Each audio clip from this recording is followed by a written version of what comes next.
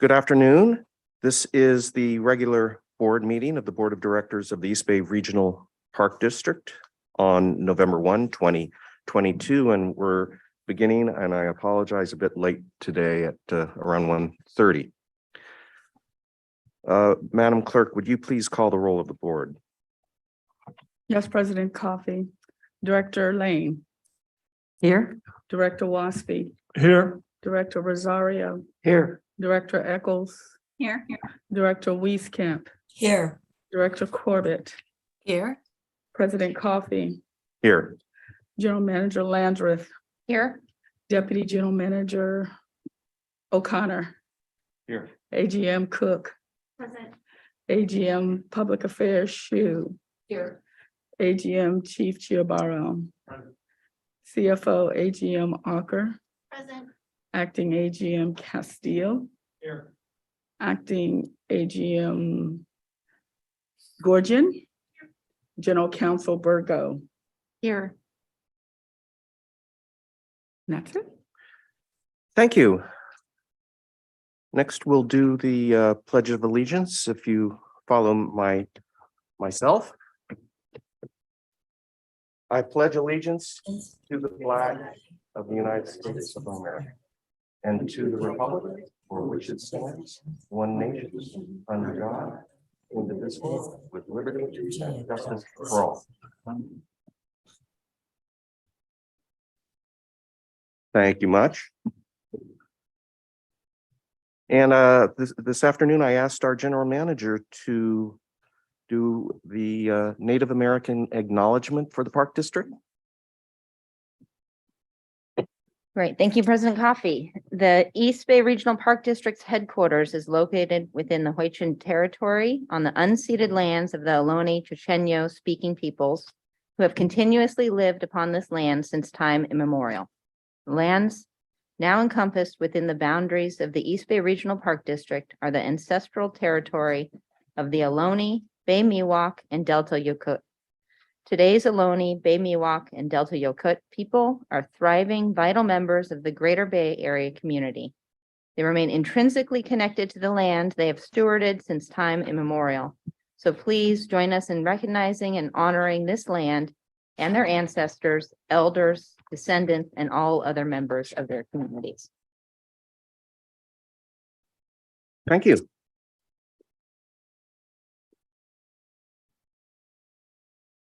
Now we have approval of the agenda. Is there a motion? So move. And Director Wieskamp moved, Director Waspy seconds approval of the agenda. Please call the roll. Thank you, President Coffey. Director Eccles. Aye. Director Rosario. Aye. Director Lane. Aye. Director Waspy. Aye. Director Wieskamp. Aye. Director Corbett.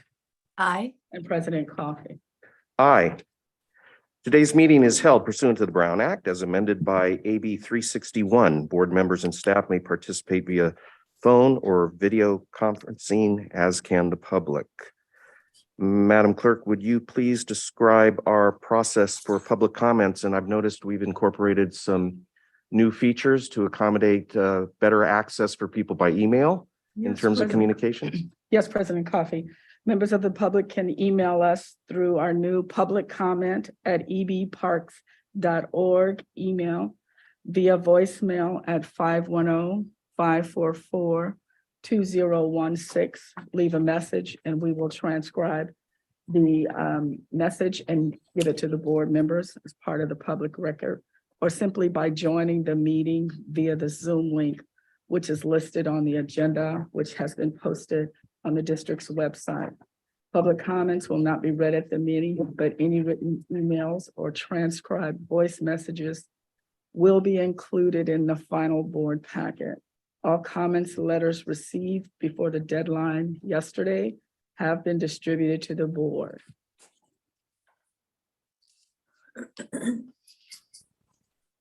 Thank you. And that moves us to public comment on items not on the agenda. And have we received any requests? Yes, President Coffey. We have one in the room, currently in the board meeting. That's Renee Patterson. And if you can raise your hands in the Zoom room, I believe we have Kelly Abreu Erie? and Ari. Okay, So Renee, you can start. well, have Kelly raise his hand if he's I know he's has here. an item not on the agenda. Kelly, were you doing an item not on the agenda? Item be- Roman numeral 1F, Delval. Okay, we can just wait then. Okay, so we have Renee and then Erie and Scott. Yes.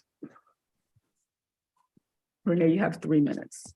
Thank you. Good afternoon, board members. I'm here today to remind you that we're still waiting on a response for the unfair practice charge that the union filed on August 26th, 2022 with the State of California Public Employees Relations Board. And until then, I'll still come to the meeting just as a reminder that we all would like a better resolution to the telecommuting policy that we have with this PERBS board. So that's what I'm doing. Just putting my face before you. So thank you for your time. Thank you for coming to the meeting. Thank you. Ari? You have 3 minutes, Ari. Thank you. Can you hear me? Yes. Thank you. Good afternoon, Board of Directors. My name is Ari Suzuki, and I am the Reservation Support Tech at the district and co-chair of the ASME's 2428's Workforce Diversity Committee, along with Liz Bittner, the Botanic Garden Supervisor. On October 25th, our Workforce Diversity Committee met pursuant to ASME's MOU and the meeting was attended by board members Rosario and Corbett, Human Resources AGM Allison Cook, Chief of Workforce Development Janelle Rodriguez, Liz Bittner, and myself. We discussed the annual Workforce Diversity Report, and which provided data about current demographics across various divisions and classifications. We asked that the board direct the staff to share this report on our district website. HR Direct highlighted some current improvements in hiring, and we support the initiatives to hire and retain a more diverse workforce, such as providing guidelines on implicit bias to interview panelists and collecting helpful data, such as restarting the exit interviews for voluntary separations and analyzing metrics on applicants.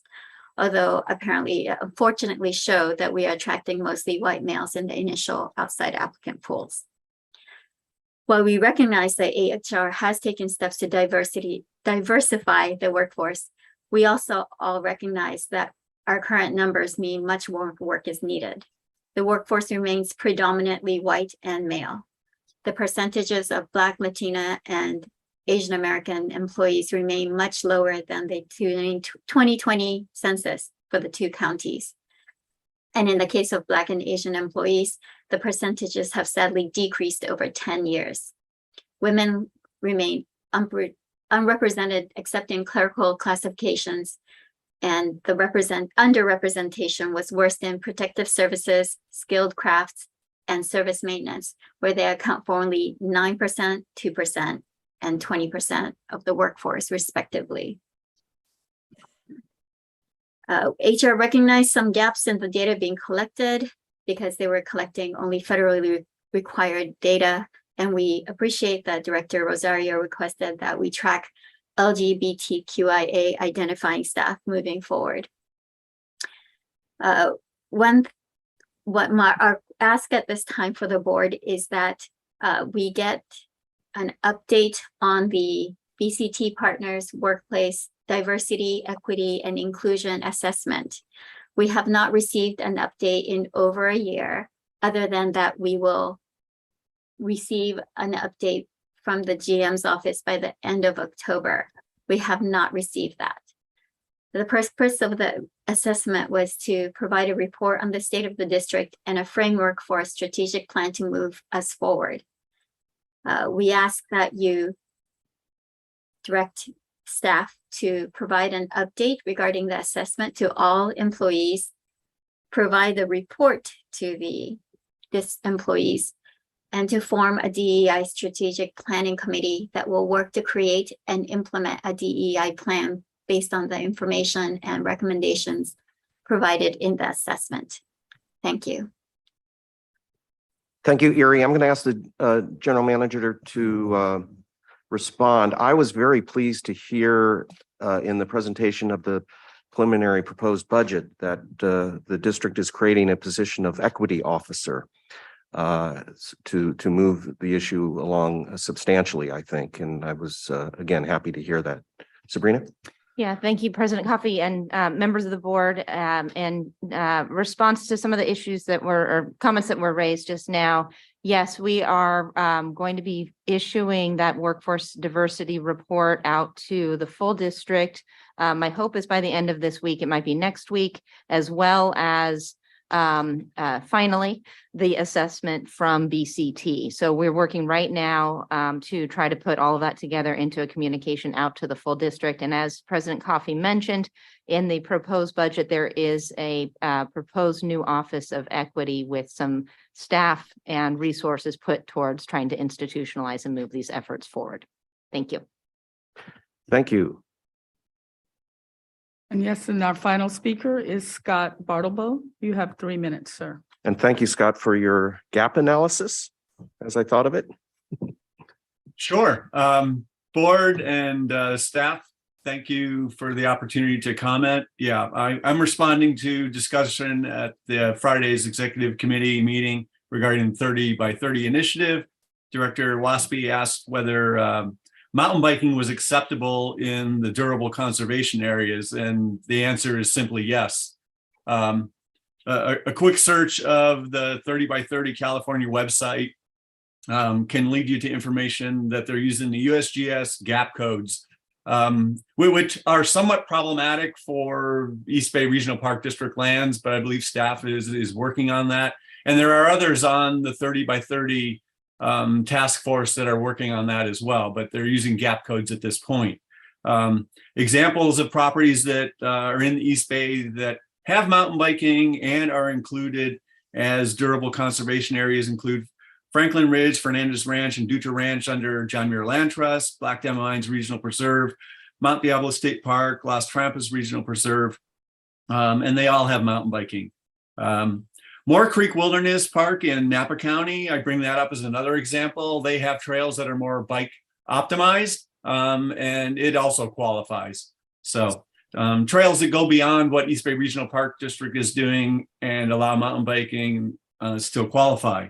Dr. Alvarez noted that the plane is being built as flying. They're trying to move quickly, and that's good. As that happens, I ask you to keep in mind, particularly the youth of the East Bay and the ever-expanding high school and middle school programs that come to the East Bay Regional Park Districts to ride, and include a seat for them on the plane as you go. They are important, and they are the future of stewardship. Recreation and conservation are not mutually exclusive, and they are a very important part of the future. And I ask that you consider that as you make your informed decisions going forward. Also, I ask that you take a look at the approach that Save Mount Diablo is doing and reaching out to the recreation community in ways that they hadn't in the past to try and broaden the tent and recognize that recreation and conservation are not mutually exclusive. And there are opportunities there to go beyond where the district has historically gone in perspectives on recreation. So I tried to provide some links to provide information and show where I was finding things. And hopefully this helps inform and educate. And I know staff will be able to follow up with the same type of information. But anyways, thank you for your time and consideration. Yeah, Scott, this is very helpful, and I think our staff will use it as we pursue the issue further.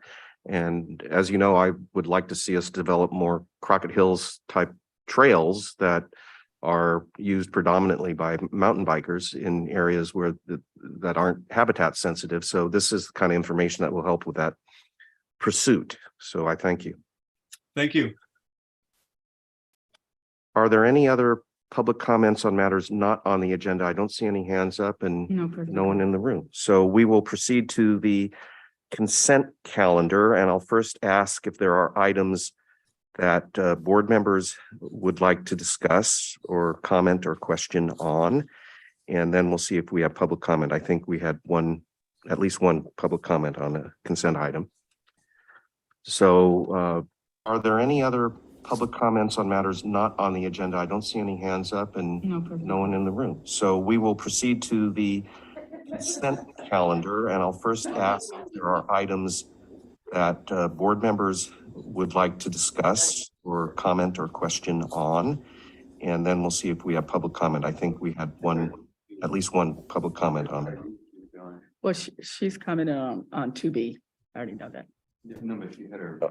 Oh, well, so Oh, yeah. someone was playing YouTube. You Oh, think I see.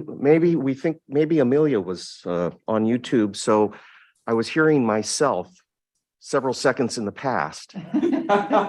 It was an odd experience I haven't had since college. And I don't talk about college, you know.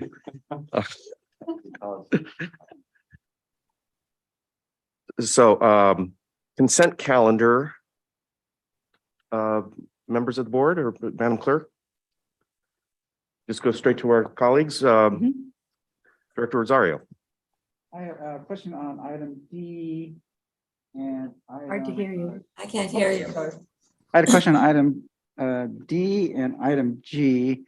D is the authorization to amend a contract with Fairlawn Consulting. And my question there is, you referred to 2 underground tanks. Do we know what was in those tanks, or what did they contain?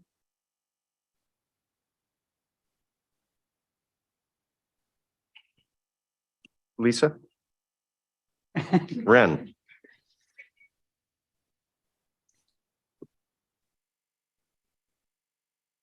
Good afternoon, Ren Bates, Acting Chief of Design and Construction. Yes, Director Rosario, those they had in them diesel fuel, but at the time of removal, they were empty, but that's what they held Okay, prior to removal. and then, so we knew about those tanks ahead of time, and so this would pay for the actual removal, or? The removal has been complete. So there are some other Fairlawns out there helping us with the storm drain line that's currently out there. So they were brought on for the removal of those tanks. Those tanks have been removed. And so we're amending their contract to deal with a storm drain line issue that we're resolving now. Oh, got it. Thank you for the clarification. I misread it. Yep. Thank you. Sure. And then on item G, authorization to accept grant funds from the California Department of Fish and Wildlife. Are we looking to purchase, what are we looking to purchase? Are we looking to purchase booms or equipment for staff? Katie Hornbeck is on Katie and Jeff, so I don't know who wants to go first. Katie. Good afternoon, Katie Hornbeck.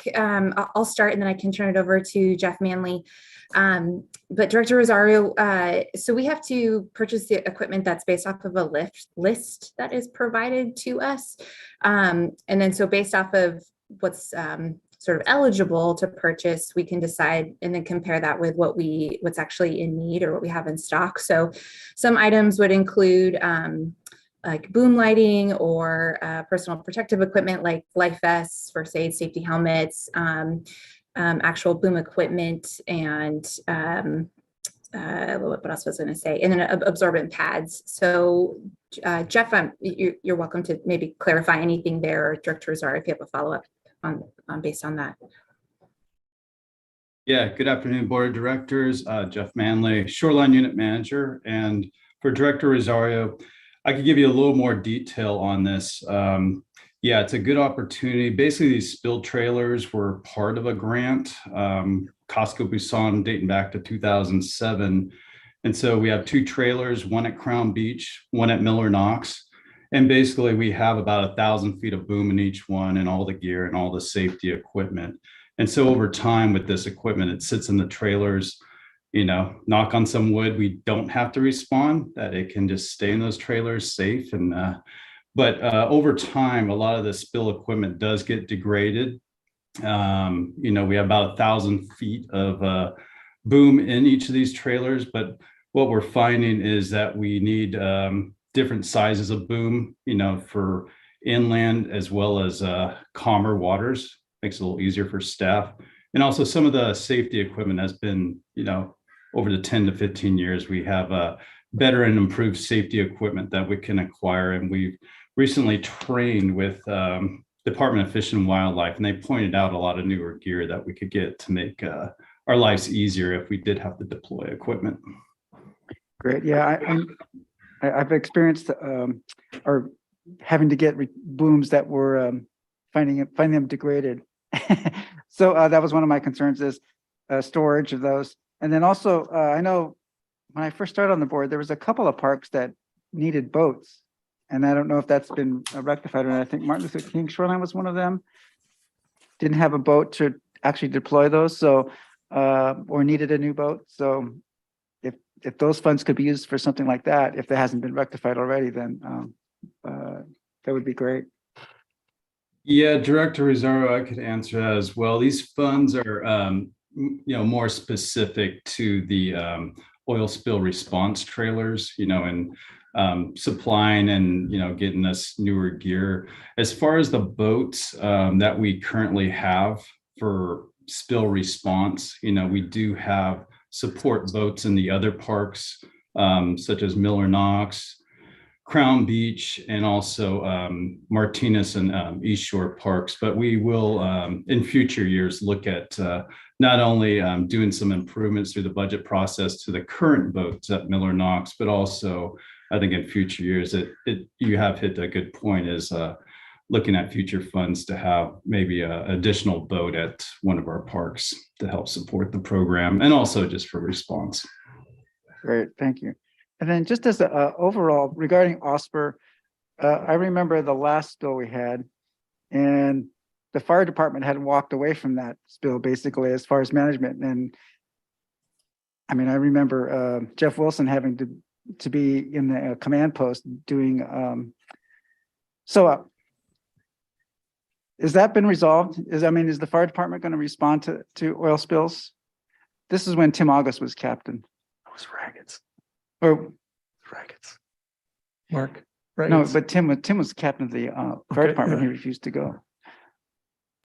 Director Rosario, I can answer that question as well. Yeah, that was, of course, many years ago in 2007 when that happened. And this program has grown quite a bit since that time, because, with the Valdez accident in 1991 and the Busan in 2007, it's actually managed under, if we had a big, it depends on the spill, I think, if we had a big spill of 53,000 gallons like that happened in 2007, it goes under a blanket of national incident management systems, which is part of a unified command system. So Coast Guard always takes the unified command approach, and then we would fit under that unified command system as one of the support agencies. We're part of the local oil spill response field response team. So as far as fire department, what their role is right now is to provide, depending on the situation, they would be more of a safety aspect, sitting behind, because we also have staff and operations that are, you have to have a certain level of certification. We have 24-hour hazardous waste operation training for a lot of our staff, even to just be around the spill. So again, the fire department is for, as of right now, for support and the safety aspect. Okay, I just thought it was a curious thing when that occurred in 2007, and the fire department is trained on OSPR as well, so it seemed a little off to me though. Yeah, and just to add to that really quickly, Director Rosario, is if we're into any of those big giant spills, hopefully never again. Most of the time there's contractors that they have that would be part of that incident command, that'd be part of the cleanup effort, and they have higher levels of training. They would actually be involved if there was ever any oil spill cleanup. We're mainly on offensive, just deploying booms is where our levels is at. Okay, thank you so much. I'm gonna turn to Director Waspy to comment on the item, but I want to alert whoever's following our IT here that the Zoom screen up here on the dais is acting funky. Yes. It's freezing. It's dropping out of sight for a moment or two and then coming back and frozen again. And now I think it seems in sync with what's going on the main screen. So it may be working now, but I wanted to alert you that strange things were happening with our Zoom room up here. Dennis? Thank you. So just to follow up for Jeff and Katie, and I don't know who could answer this one, but would this grant apply to training? Because as I recall, and Jeff, you could fill me in, we used to train at a certain level. All firefighters were trained at a hazardous materials at the operation, or yeah, well, has froze was the basic, and then we sent a few people as has whoppers, and so that, and I'm assuming some of the shoreline staff are also in there. Are we still doing that program? Does that make us eligible, and can we use these grants to go to these classes for certification? Director, go ahead, Jeff. Oh, thank you, Katie. Yeah, Director Waspy, I could answer that. As far as the trainings, the grant, this grant specifically for replenishment of our spill trailers, but I can tell you that we did actually, on October 4th, we did have a sponsored training with OSPR out at Miller Knox, and they continue to support us. We're actually looking into having an additional boom deployment training with them maybe later in the year to support us on, boom deployment. But they're also, in talking with them on October 4th, they do sponsor and have trainings that we can go through for folks that don't have the 24-hour has Whopper training or the 8-hour recertification training. So we're being supported by them. They've been a great partner in this. Great, thank you. Sure. Thank you. Are there any other consent items that members of the board have wanted to pull for discussion or comment? I don't see any. I understand we have one public comment request on the consent calendar. Kelly, is it? Yes, President Coffey. Mr. A. Brew is commenting on item F, which is authorization to apply for federal grant funds from the Land and Water Conservation Fund for the Visitor Center campus outdoor improvements in the amount of $417,480, Del Valle Regional Park. Mr. A. Brew, you have 3 minutes, sir. Thank you. Thank you. The Del Valle has been operating there for many years, but it has flooded twice in historical memory. Once, and the most recent time was within, I'd say, 5 years ago. And that raises the question, is this an unnatural event? Is this unexpected? And it turns out that if you look at some of these water agencies, the water districts that rely on Del Valle, not just the state, but the other ones, namely Zone 7 Water Agency and Alameda County Water District. If you look at some of their documents, they say that the crest of the dam is at 773 feet. The top of the primary flood control pool is at 742 feet.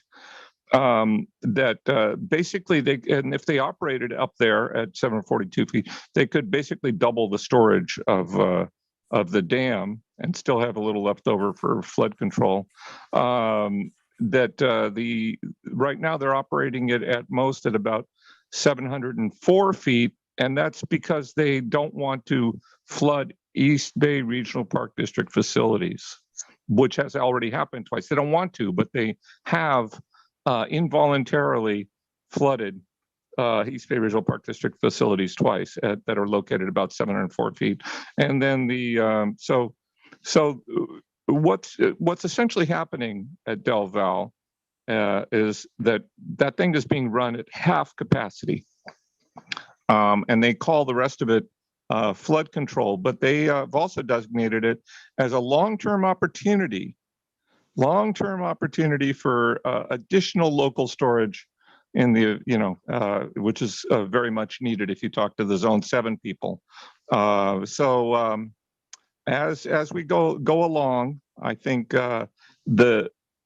we need to remove the blinders from the East Bay Regional Park District staff and board and start looking at the reality of flood control operations and local storage and water operations. You need to bring in people who have some expertise in water, and maybe they can, remove the blinders so people can realize what the reality is. The competing priorities, competing needs that are going on over there in Del Val, and we can stop being surprised every time it gets flooded, and start looking at the long-term priorities and balance them. Both the recreational needs against the water storage needs. Thank you. Thank you, Kelly. Seeing no further public comment on the consent items, We have to move it. I will turn to Director Corbett, who moves to approve the consent calendar. Is there a second? Second. Director Eccles seconds. Please call the roll. Yes, President Coffee. Director Wasby. Aye. Director Lane. Aye. Director Wieskamp. Aye. Director Rosario. Aye. Director Eccles. Aye. Director Corbett. Aye. And President Coffee. Aye. This moves us to agenda item 2, Acquisition, Stewardship and Development Division 2A, authorization to amend a contract with Shaw Kawasaki Architects. Thank you, Director Rosario. By $1,346,000 to transfer funds in the amount of $2,750,000 and authorize payment of permit and utility fees for the improved Peralta Oaks North project, otherwise known as the new public safety building at the 2955 Peralta Oaks Court. Ren Bates. Good afternoon, President Coffey, members of the board. It's my pleasure to introduce this item. If you recall, in September of this year, Design and Construction provided an update on the improved Peralta Oaks North facility project. And at that time, Toby Perry mentioned during the presentation that we would be back to amend the consultant contract. This is the item before you today. So with that, I will turn it over to Toby to discuss the details and the reasons and rationale for this amendment. Thank you.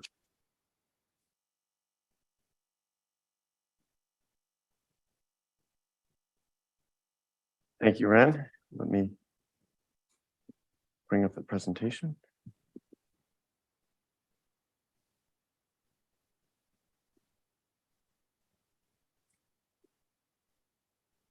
Good afternoon, board members, President Coffey, General Manager Landreth, and members of the public.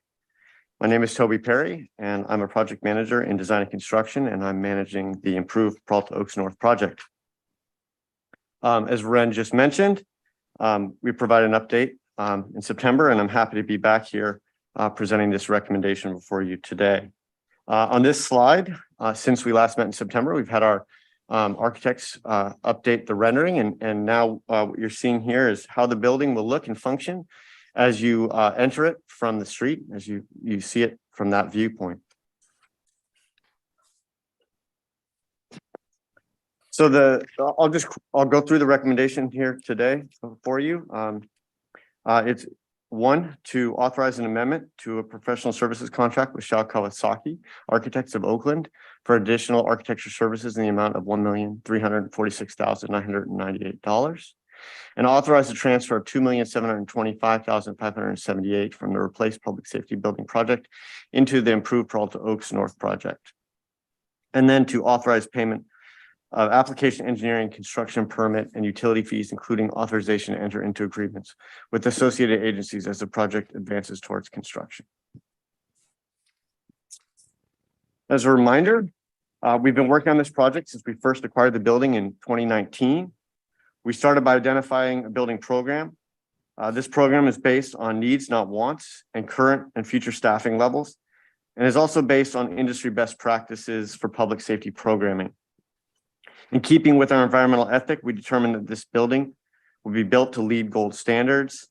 We also identified that this would be the public-facing building for the district, and as such, it'll include a new boardroom.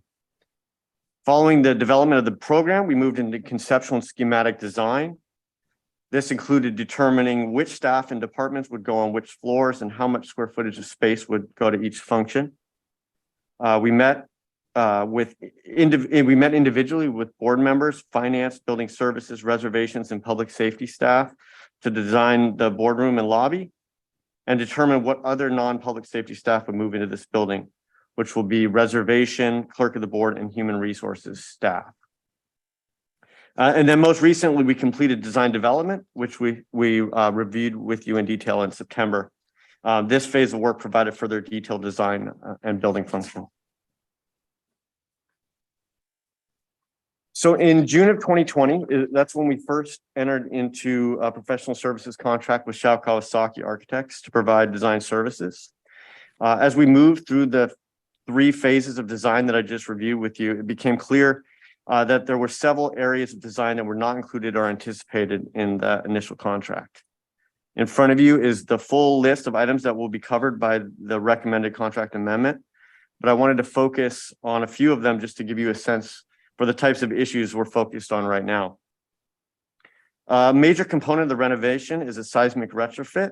Some seismic work was done by the previous owner, but in order to identify exactly what code required retrofit is necessary as part of the work, we need to physically test certain structural material in the building. So an example of this would be taking a concrete core from one of the pillars inside the building.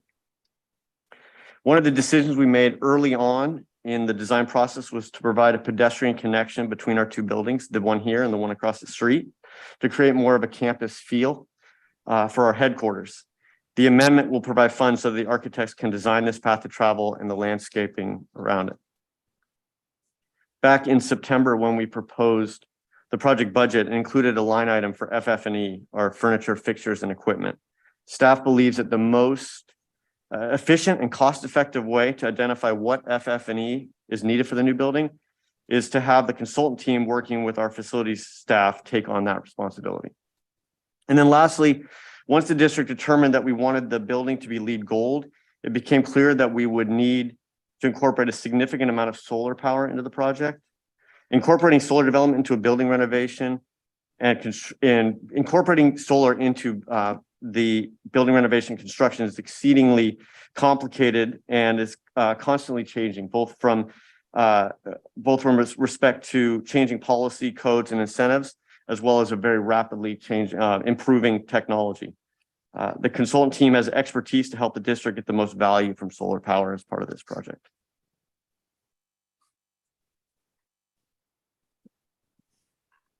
As a reminder on the current design timeline, this month we'll be hosting a couple of neighborhood meetings, which I'll talk more about in the next slide. And then we'll also be submitting our 50% construction document plans to the city of Oakland for permitting. Next year, we'll complete our construction documents and go out to bid. We hope to award a construction contract by the end of 2023 and begin construction in the first part of 2024. And then if all goes according to plan, we'll be able to occupy the building before the end of 2025.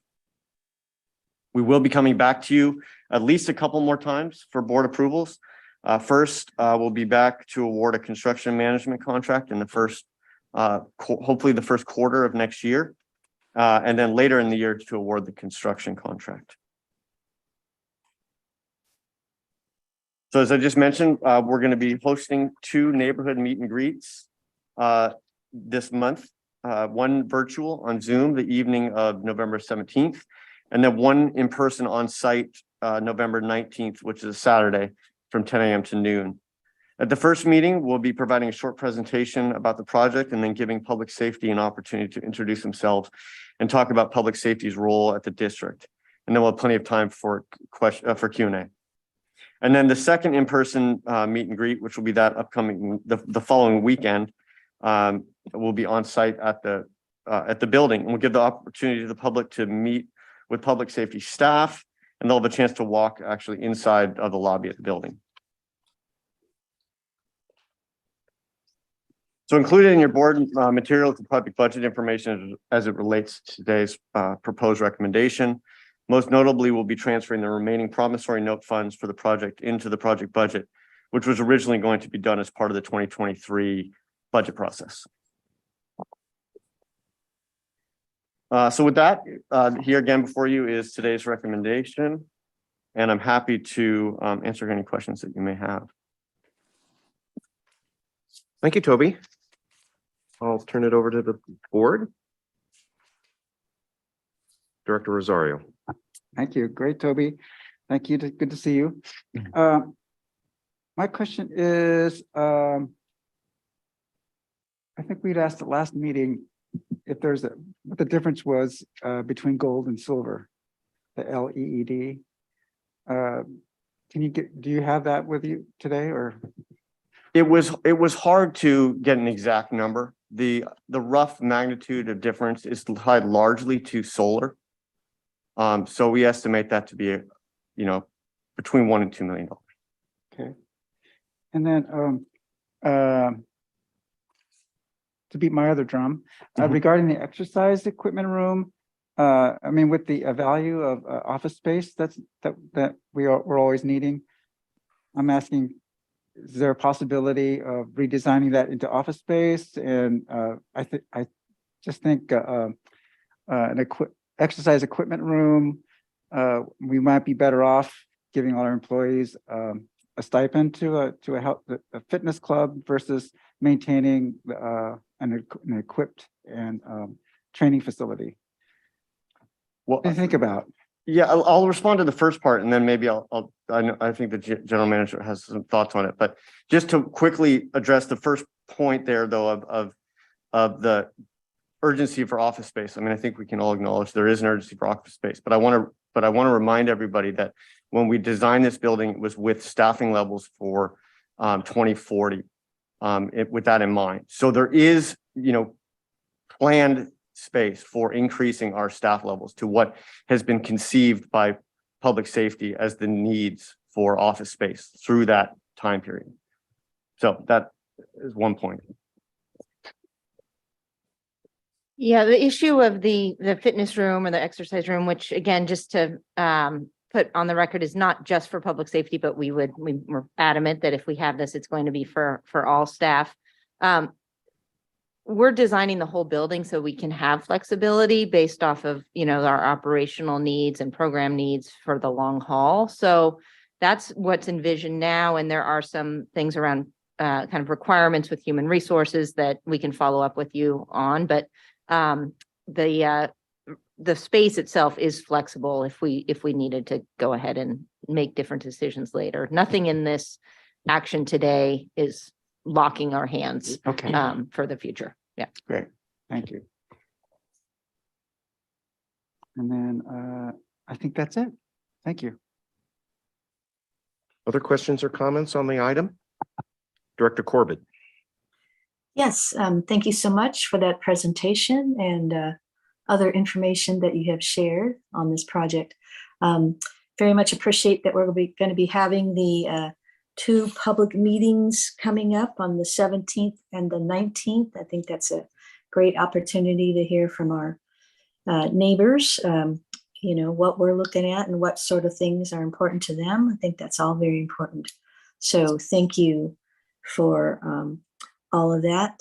I'm very interested in being part of those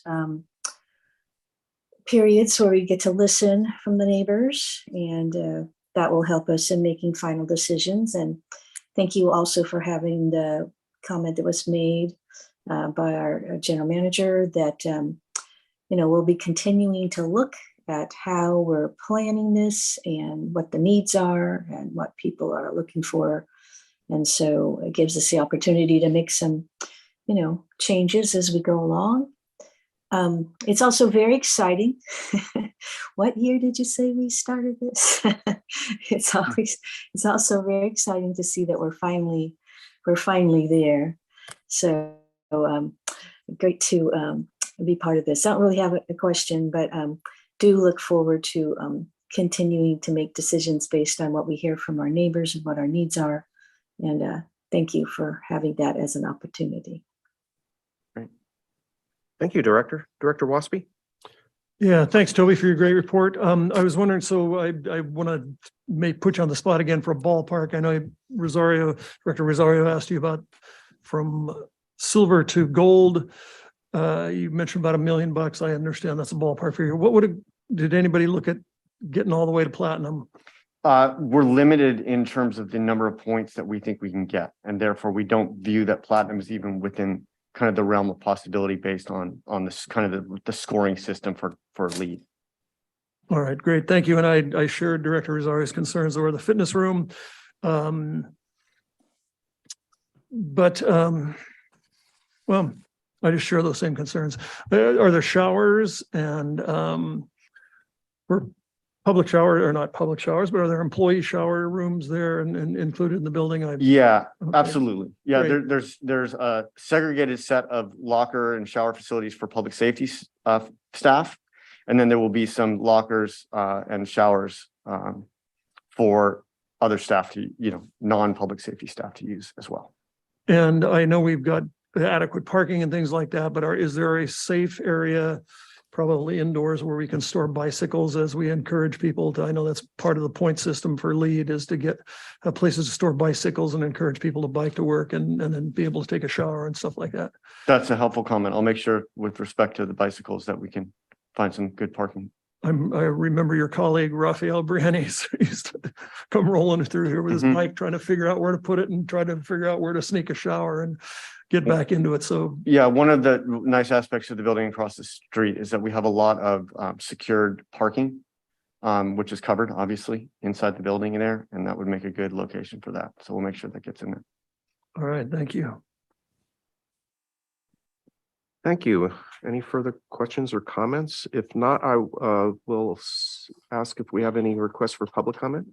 Oh, Director Lane wanted to have in. Go ahead. No, I'm ready to make a motion. Oh, okay. I think Director Corbett wants to make the motion and then Director Lane will second it. I just want to finish with the clerk. There are no public requests. So No problem. Director Corbett makes the motion to approve Yes, the resolution. Quite honored by the interest and support of Director Lane. Very happy to be doing this for a project that's partially in my district. So I'll make that motion. Okay, to approve the resolution on page Yes. 40 of our packet, Director Lane. Seconds, please call the roll. Yes, President Coffee, Director Rosario, Aye. Director Eccles, Aye. Director Corbett, Aye. Director Wieskamp, Aye. Director Lane, Aye. Director Waspy, Aye. and President Coffee. Aye, Thank you. approved unanimously. Thank you for the presentation. And I'd like to just say one last thing. I very much Sure. appreciate the staff taking the time to have these conversations with the community, because this is really a huge project, very important to the entire district. But thank you for having that open opportunity to hear from others on their thoughts about this. Thank you. Thank you, Director.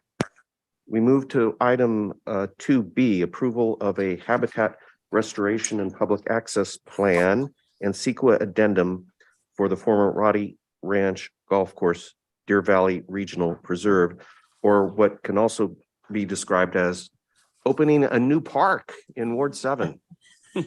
Not quite opening, but we look forward to getting there at some point. Getting there, yes. Well, good afternoon, President Coffey, members of the board. My name is Brian Holt, Chief Planning, Trails and GIS here at the Park District. Yeah, I'm very excited to introduce this item today. It's an important milestone in our partnership with the East Contra Costa County Habitat Conservancy. in our efforts to acquire and restore habitat in East Contra Costa County and to work to provide appropriate public access and preserve lands to open new parks. Eddie Willis, our planner, will be given a presentation today. And just really want to acknowledge his incredible work on this project. He's really worked to engage the community and facilitate input from a broad range of professionals to develop a plan that will maximize benefits for species restoration and protection while providing substantial new public space in East Contra Costa County. Also want to acknowledge that we are joined today by Abby Fateman. She's the Executive Director of the East Contra Costa County Habitat Conservancy. And they've been a real steadfast partner of the Park District on this project and many others in the region. Before I turn it over to Eddie, I did just want to address real quickly some of the public comments that have been received and a recent petition that was submitted requesting some minor adjustments to the plan. Of course, we always appreciate public comments on our plans, but some of those signing on in support of this petition may not be aware of the significant public process that has occurred over the past 2 years and the significant input from a range of technical professionals and agencies responsible for environmental permitting on this project. So first, there was a real, as I mentioned, extensive public outreach process that reached many residents of East Contra Costa County. Eddie will provide greater detail on that. I did want to note the vast majority of those who signed on to the petition were not from East Contra Costa County. In fact, I think 3 members were actually residents of Antioch, Oakley, or Brentwood. Brian, could you describe the petition? I don't know that board members received this. Well, I'm sorry. I believe a petition was submitted by a number of groups, including Sierra Club, Mount Diablo Audubon Society, I think Metropolitan Horsemen's Association. Oh, that was a letter. There was a letter and there was a petition that was attached to it too, that was signed by some 170 folks. Oh, okay. We didn't notice the petition attached. Thank you, Brian. Yeah, absolutely. So I just wanted to mention, these modifications have been requested in various forums, and they were discussed real extensively during the recent Park Advisory Committee meeting. The PAC did consider the request, but ultimately voted 11-1 to support the staff recommendation. And while it doesn't say it explicitly, the petition appears to be concerned primarily with trail use. I would suggest primarily with bicycles on trails. So the plan before you today is not intended to determine trail use. Trail use is dictated by Ordinance 38, as we know. And any proposed changes to what Ordinance 38 permits would come back to the board at a later time when we have more detailed designs. So, and of course, as we've discussed before, if the board wishes, we can bring back a trail use determination at a later date as the project design is refined. And throughout the process, members of the public have noted that, it gets hot in East Contra Costa County and suggested that there should be more tree planting across the site. And we've thoroughly evaluated the potential for tree planting consistent with the habitat restoration goals of this project and the historic ecology of the site. We've gone back and looked at aerial photos back to the early 1900s to sort of see what the history of native oak planting is on this property. The trees that exist there were largely planted as ornamental trees by the previous landowner to facilitate the golf course. And there's significant ecologic and operational constraints to do significant tree planting at this site. But again, staff is happy to continue to evaluate opportunities for tree planting as we continue to refine the design and learn more about the site. The petition also requests that a mowed strip be included next to the trails. It's not our intent of this plan to direct operations staff in terms of their day-to-day management of the site. But as I understand it, operations staff does, as sort of the normal course of business, mow a strip adjacent to trails, and will continue to do so at this site. So this should address the concerns of the commenters about being able to safely step off of the trail. So again, we thoroughly appreciate the public's interest in this project. And we look forward to getting over this milestone. We really need to get over this milestone to continue to develop the design so then we can start looking at how we implement these improvements and then get to that point that we can talk about opening a new park. So project implementation will still take many years as we further refine the plan. Additional design details are developed. And as we continue our conversations with the East Contra Costa County Habitat Conservancy, U.S. Fish and Wildlife Service, and the California Department of Fish and Wildlife, who are really our partners on this project. So with that, I'm going to turn it over to Eddie Willis, who's going to provide more details, and thank you very much. Thank you.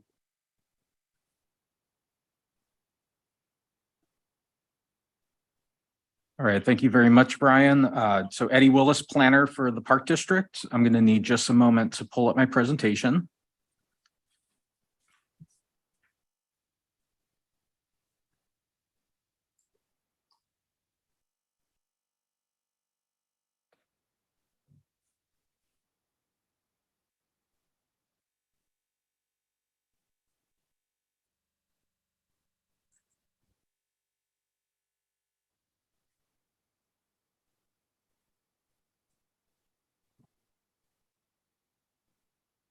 Okay, it looks like we can all see that.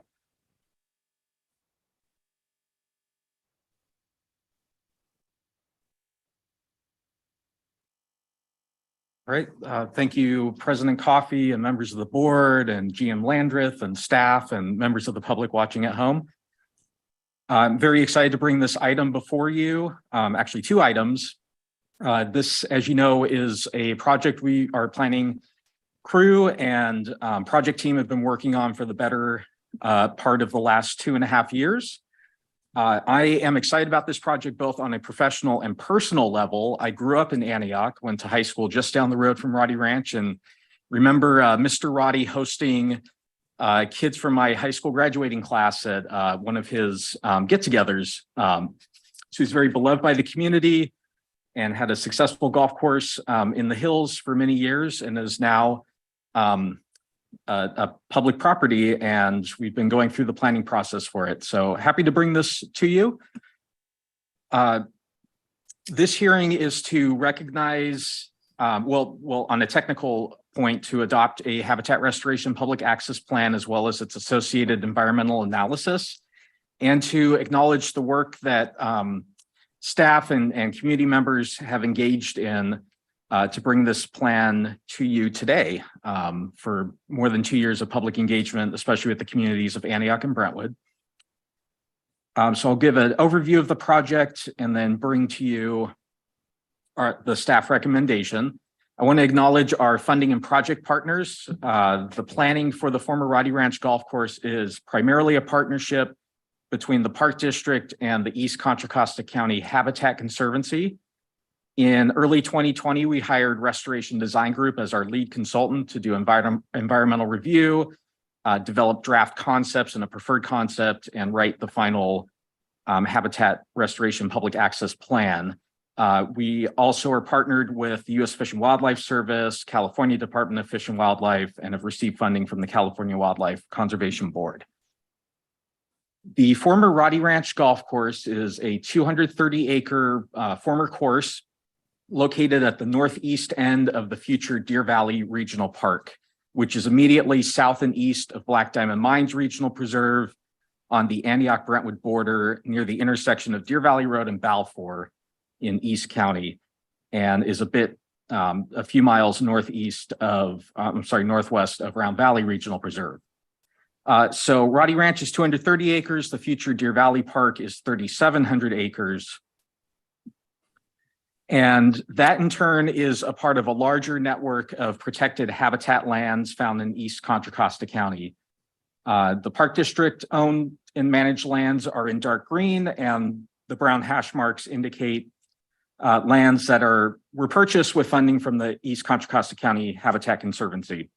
It's currently at about 14,000 acres. It may grow to 30,000 over the life of the Conservancy. And the main focus of these lands is to protect and restore and enhance local native habitat. Roddy Ranch is located in Orange near the center of the preserve system. Here's an overview of the Habitat Conservancy lands. It's a multi-agency partnership between the cities of East Contra Costa and the county. It allows passive recreation only, as opposed to active recreation, which would be things like ball fields, playgrounds, skate parks, and the like. So passive recreation may include activities such as hiking, mountain biking, and equestrian. The habitat plan allows for dogs on leash as long as it doesn't conflict with any habitat needs. We're allowed up to 4 staging areas and a total of 50 acres of recreational development, including the building of trails. A little background on the site is it was purchased by Jack Roddy in the 1970s and just south of what was in Antioch, just outside city limits. And he was a rodeo star, and he settled into Antioch and claimed it was some of the best pasture land in the world. And he raised many generations of cattle on site. And in the early 2000s, he saw an opportunity to develop a golf course at the edge of Antioch for recreational uses. That closed in 2016, and in 2018, the Park District partnered with the Conservancy to purchase the former golf course. And this is the earliest aerial image we have of the former golf course, which is outlined on this aerial photo before you. And you can see, based on our evidence and research, that the area has historically been primarily open grassland habitats, or the grasslands at the edge of the Central Valley, just getting up into the foothills. So it's a fairly low elevation site where the foothills meet the plains.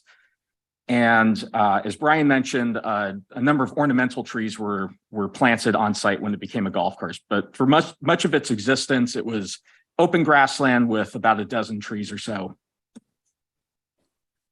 Here's an overview of the planning process to date, beginning in early 2020, when the Park District hired Restoration Design Group. We began field studies of the site to test the soil, climate, and other conditions. And that was compiled into an existing conditions report, which we reported out to the public in one of our public workshops. That was drawn up into 3 draft concepts, which were also presented to the public, distilled down into a preferred concept with California Environmental Quality Act review, or CEQA review. And we are ready to present the final habitat restoration public access plan. Our project has been guided by these 2 sets of goals, broken into restoration goals and recreation goals. And generally on the restoration side, the goal is to return the former golf course into a more natural landscape, which includes grassland and wetland habitat. And on the recreation side, it's to allow passive recreation in the form of hiking, biking, horseback riding, et cetera, and to provide some physical attributes such as picnic areas, restrooms, and interpretive pavilion. Again, a bird's eye view of some of the draft concepts, which we presented to the public, with some minor changes between the trail alignments and so forth, but they have these features in common. They share some common restoration features and some common public access features. We presented this information to a variety of sources, including the general public, and received feedback over the last 2 years, and took that information and developed a preferred concept. And from that preferred concept, and I'll show the map momentarily, that informed the writing of the Habitat Restoration and Public Access Plan, which is essentially a narrative of the preferred concept map. All right, a bird's eye view looking over the staging area up toward Black Diamond Mines in the distance. So this is looking northwest. The dashed lines are outdoor accessible trails, which have a more gentle grade than the multi-use trails to allow folks of all abilities to access the site safely and enjoy it. The solid lines show proposed natural surface multi-use trails. Everything in blue are restoration areas, mostly in the form of restoring natural drainages to allow water to flow to the north end of the site. And here we've got the plan view of that same concept map. Solid lines are natural surface multi-use trails. Dashed lines are outdoor accessible trails. And we have about 4 miles of trails proposed, with about just over 1.5 miles of accessible trails. Staging areas to the bottom right, with a dedicated equestrian parking area, some shade trees around the developed staging area, and lots of habitat restoration is included on site. All right, we have an artist rendering looking over the site from one of the accessible overviews. looking southwest toward Mount Diablo. So this is the artist's rendering, and I'll show you how it looks today with the existing golf cart paths on site. Through our studies, we discovered that a lot of the existing golf cart paths are not suitable for hiking. They're either too steep or they're in disrepair or for a variety of reasons.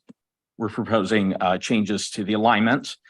This is looking toward the staging area, which is off to the center right of the image. And near the center is a proposed interpretive pavilion for environmental education opportunities. So this is what it may look like in the future. This is what it looks like currently. All right, some features of the plan is a plan such as this is necessary to open this as a regional park, especially to allow public access and recreation. Per the Habitat Conservation Plan, we need to have a comprehensive plan such as this. This plan is focused primarily on restoration of grasslands and wetlands, as well as the removal of concrete paths to open up the landscape. Importantly, the recreation proposed conforms to the Habitat Conservation Plan / Natural Communities Conservation Plan, which was adopted by the Habitat Conservancy as well as the Park District a number of years ago.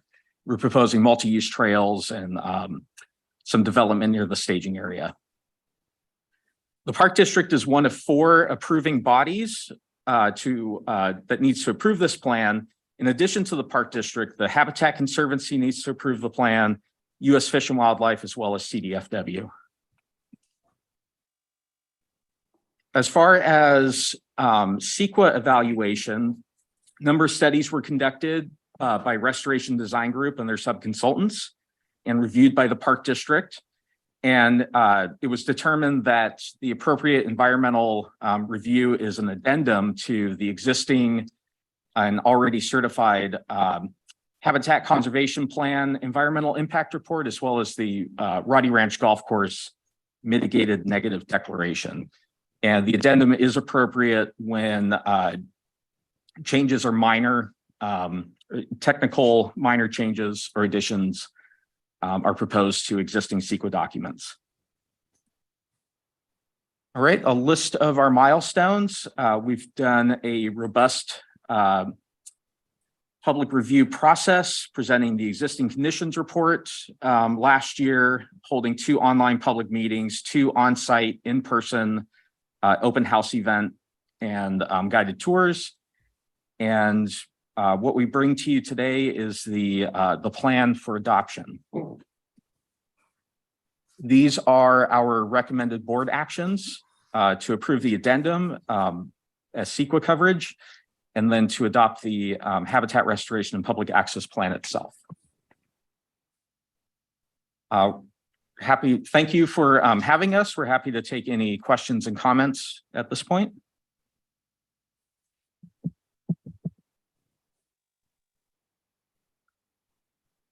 Thank you, Eddie. I will look around the room to see if there are board comments or questions. I think this is probably the 10th or more session I've attended on this plan, and I've admired how it has evolved and that there's been a considerable amount of public input, both at meetings, Zoom meetings, and at the couple of open houses that I attended, very well attended open houses by members of the public and local community leaders. So this has been extensively reviewed with the East County community, and everything I hear when the topic comes up is very positive about the plan that's been developed and the gradual opening of the Deer Valley Regional Preserve. So thank you for all the work you put in on this process over the last couple of years. Very much appreciated. Members of the board. Director Rosario, then Director Lane. Thank you. This is I think it's in concept, it's a really good plan, and I really appreciate all the work that's gone into it. But I just wanted to address some of the minor amendments that were proposed by the coalition, I guess we can call them. So I just wanted to clarify the actual trail design. That's going to come back to us at another. We get another opportunity to affect those designs. I'll turn that over to Brian Okay. Holt, Chief of Planning. Again, Brian Holt, Chief Planning Trails and GIS. The trail design is the result of really pretty extensive negotiation between ourselves, the Habitat Conservancy, U.S. Fish and Wildlife Service, and the California Department of Fish and Wildlife, and is very much informed by the site conditions, the site biology, and the site hydrology. So the trail design is really, for all intents and purposes, if we want a project to move forward today, is set. Now, what isn't necessarily determined is the trail use. So, of course, under our regulations, Ordinance 38 allows for the panoply of multi-use, equestrian, bikes, and hikers on trails that are over 8 foot wide. The majority of the trails in this plan are included at over 8 feet wide.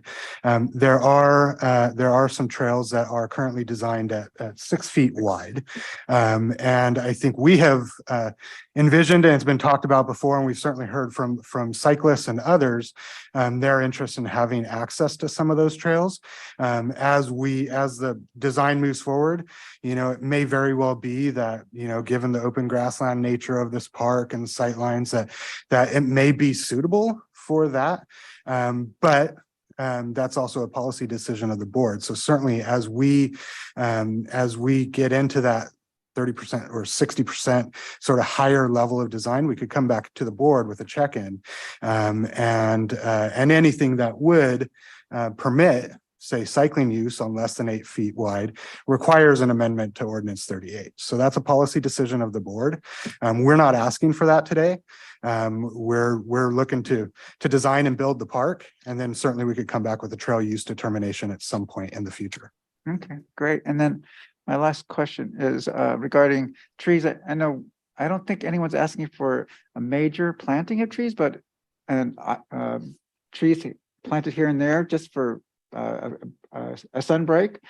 And so is that still a would that be a possibility still? I don't want to foreclose that's not a Yeah. possibility. I think as we continue to work on the design and we continue to meet with the biologists at U.S. Fish and Wildlife Service and California Department of Fish and Wildlife and with the Conservancy, I think we're going to continue to sort of push for, hey, where are there opportunities for us to provide shade trees? Eddie mentioned that there would be tree planting within the parking area, Right. But within the habitat restoration zones, and we have heard, there are concerns about tree planting, and that the goal of the project is really to serve the habitat restoration and not necessarily the comfort of hikers. But we can certainly continue to look for those opportunities as they come up, but with the caveat that it would need to be, appropriate and consistent with the habitat restoration goals of the project. Got it. I hear you. And then, I'll just finish up by saying that I think with the construction of 8 and 6 foot trails, I think there's room to have like an 8 foot path, maybe a 6 foot tread, and with a 2 foot mode path, and that would incorporate the full length. That's something I think is doable, but it's something to think about. And it could be also done with the 6 foot trail, 4 foot tread and 2 foot mode path as well. On both sides. Or one side. Just one side. That's how I envision it anyway, but I think that would give access. I mean, I'm thinking of two-way traffic, and I think so. Yeah. So thank you. That's how I envision it, but I'll leave that for another trail discussion. But thank you. This is a great plan. Great plan. Appreciate the questions. Director Lane? Yeah, thank you. Thank you, Brian and Eddie. I appreciate how fast this has gone in terms of, typical speed for the park district and moving along in a park. And I'm reminded that it's been over 10 years that we've had this partnership with Habitat Conservancy and other agencies. And I remember when we started it, we had this big celebration that the two Fish and Wildlife regulatory agencies had at last acknowledged that parks would have people in them. And we continue to be in the position of reminding them of that because we don't take properties in which aren't also a park with at least our passive recreation permitted inside. And I think people sometimes forget that because of this partnership, we really have been a star in terms of how habitat conservancies function, both in California and in the country. So sometimes it's with implementation that we have our problems, or I'll just say our challenges. And when we need to have this many agencies working together, we don't always agree. But from my vantage point as a park director, what I notice is that perhaps they have forgotten that celebration from over 10 years ago, where they agreed that it would, if we're going to do all the land work and then we're going to set up a park and then we're going to manage the park, that we have to have a say, which sometimes won't make them comfortable in terms of serving a public that comes into these properties.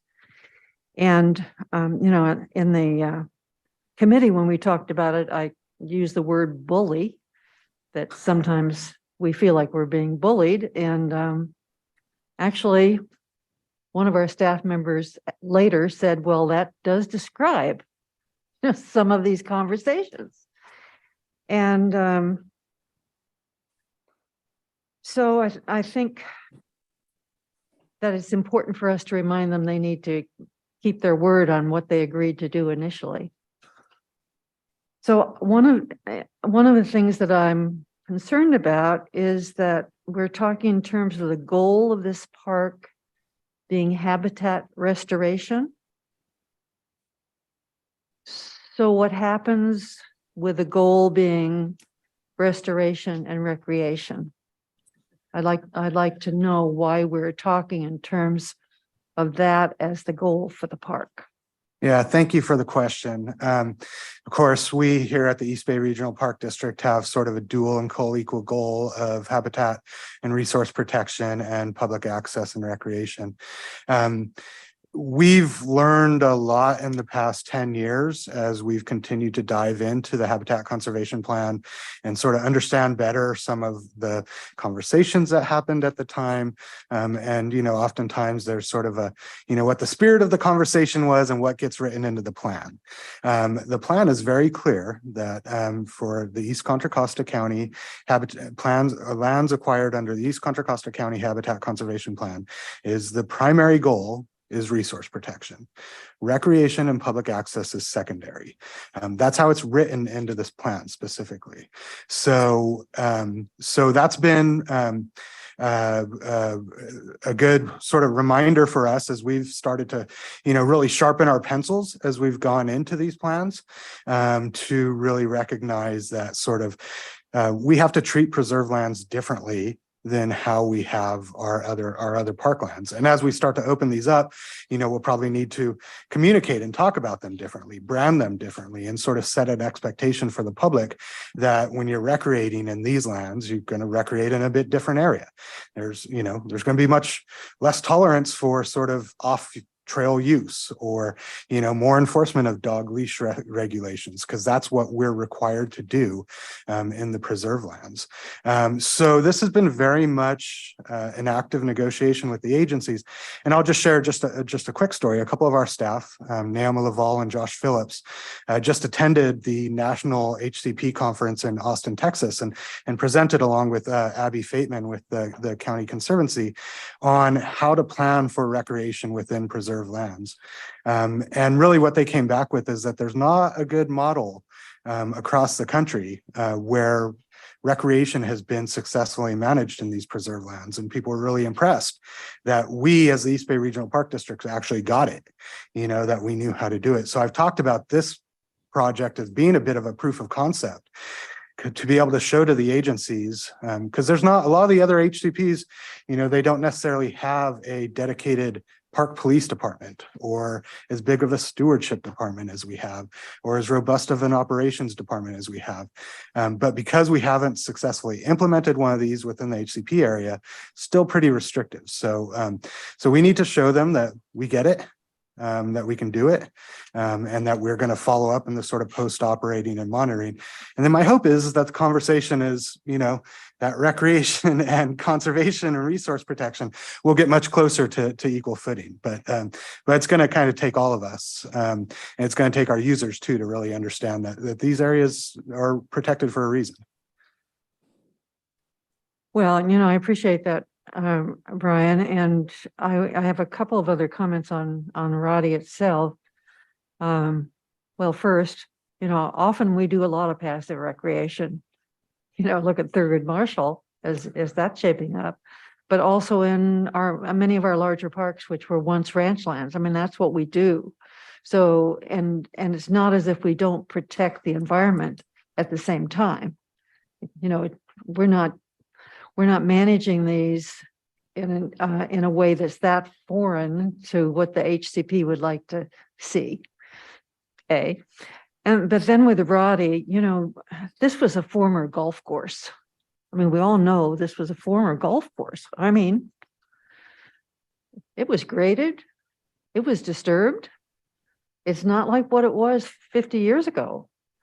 And so when we look at what this park's going to look like, I would really like to see it be an excellent example of our partnership.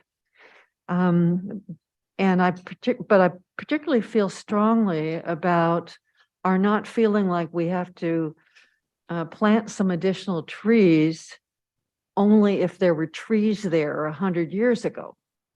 This has been a disturbed property already, and it's quite warm out there in the summer.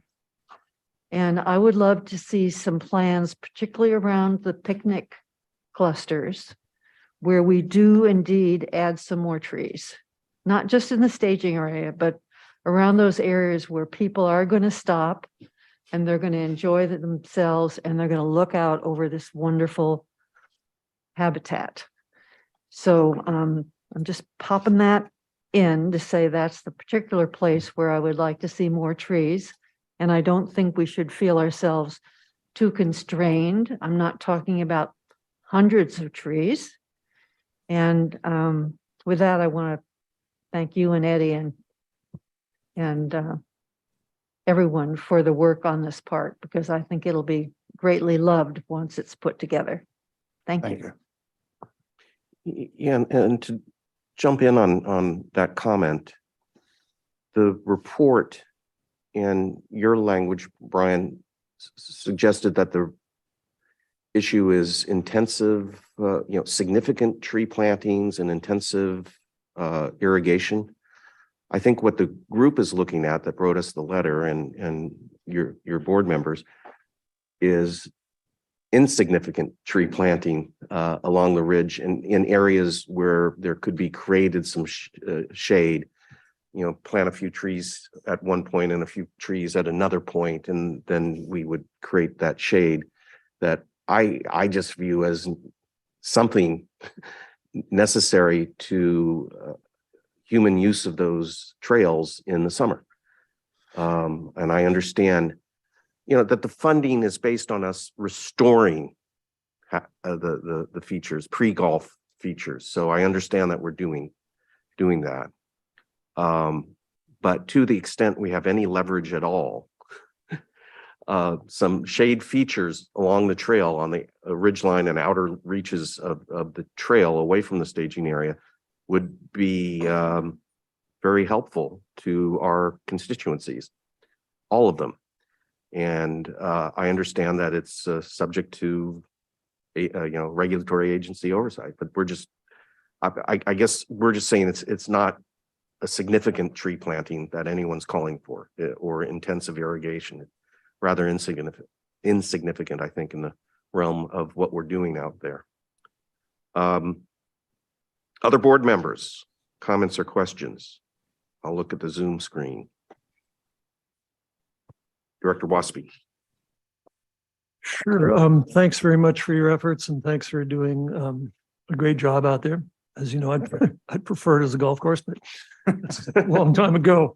But no, was there any consideration to any type of recognition of Jack Roddy through an interpretive panel or a statue of a big cowboy like at John Wayne Airport or anything like that? We haven't considered a statue, but no, certainly, again, we're trying to get the sort of physical design of sort of what the park could be built and moving that into the next stage and sort of working with the agencies to get there.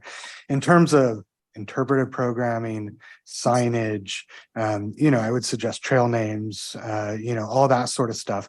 We're not attempting to do that as part of this plan. This is just sort of the physical, how are we going to restore this golf course to a natural area that can support public access. And then the stories that we tell out there, obviously the history of the site did not start with Jack Roddy. There were indigenous people on this property, and I'm hoping that this site will be, the major touch point for visitors to the larger HCP preserve area. This will be the area that, we can tell the story of this successful partnership that we have with the Conservancy and how much land has been protected and about Mount Diablo. So certainly those decisions will continue to be made.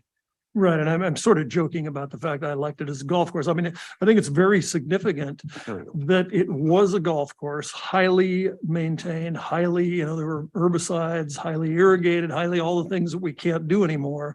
And the fact that we've successfully brought it back to what it was, or maybe even a betterment, I think is a real interpretive tool also. I know we went to Washington, D.C. and went to, I think it was Norfolk Parks and Recreation, and they really emphasized a golf course that they turned over back to a natural setting, and they really did a great job of interpreting that, and there's a lot of, I think, benefit to that. Well, I would just add on to that, there were over 1,600 homes proposed on this golf course. Right. So there's a story to tell about sort of urban sprawl and growth in East Contra Costa County and the role of the Park District in terms of preserving some of these areas. So absolutely, I think that's an important story to tell. I always liked the idea. I think when we first acquired Jack's house, there was, some free thinking about someday wouldn't it be wonderful to have a visitor center at his home dedicated to the history of ranching in Contra Costa County. So I'm not alone in remembering that. So I think that has been talked about in terms of Jack Roddy's individual legacy. Other board members? Director Wieskamp? I remember going out there a few different times when we met with the Roddys, and what a wonderful couple. And I know some of our staff went out there and filmed him because he met with and talked with young people about ranching and the significance of it and what had happened there in that area. And I think there is a real opportunity to use what Jack represented, and his wife, who was quite hard working on that in the last few years, that territory. He was a very special person, and he wasn't concerned about all of his wins in the rodeo game, but he really respected ranching and what a difference it made out there. So I think the idea of his home being a center and working with the idea of our recreation people coming up with programs especially designed for young people and to respect the past and face it, there's still some ranching going on. It just seems like an opportunity. And let's please think about his name being attached to one of those trails out there. Okay.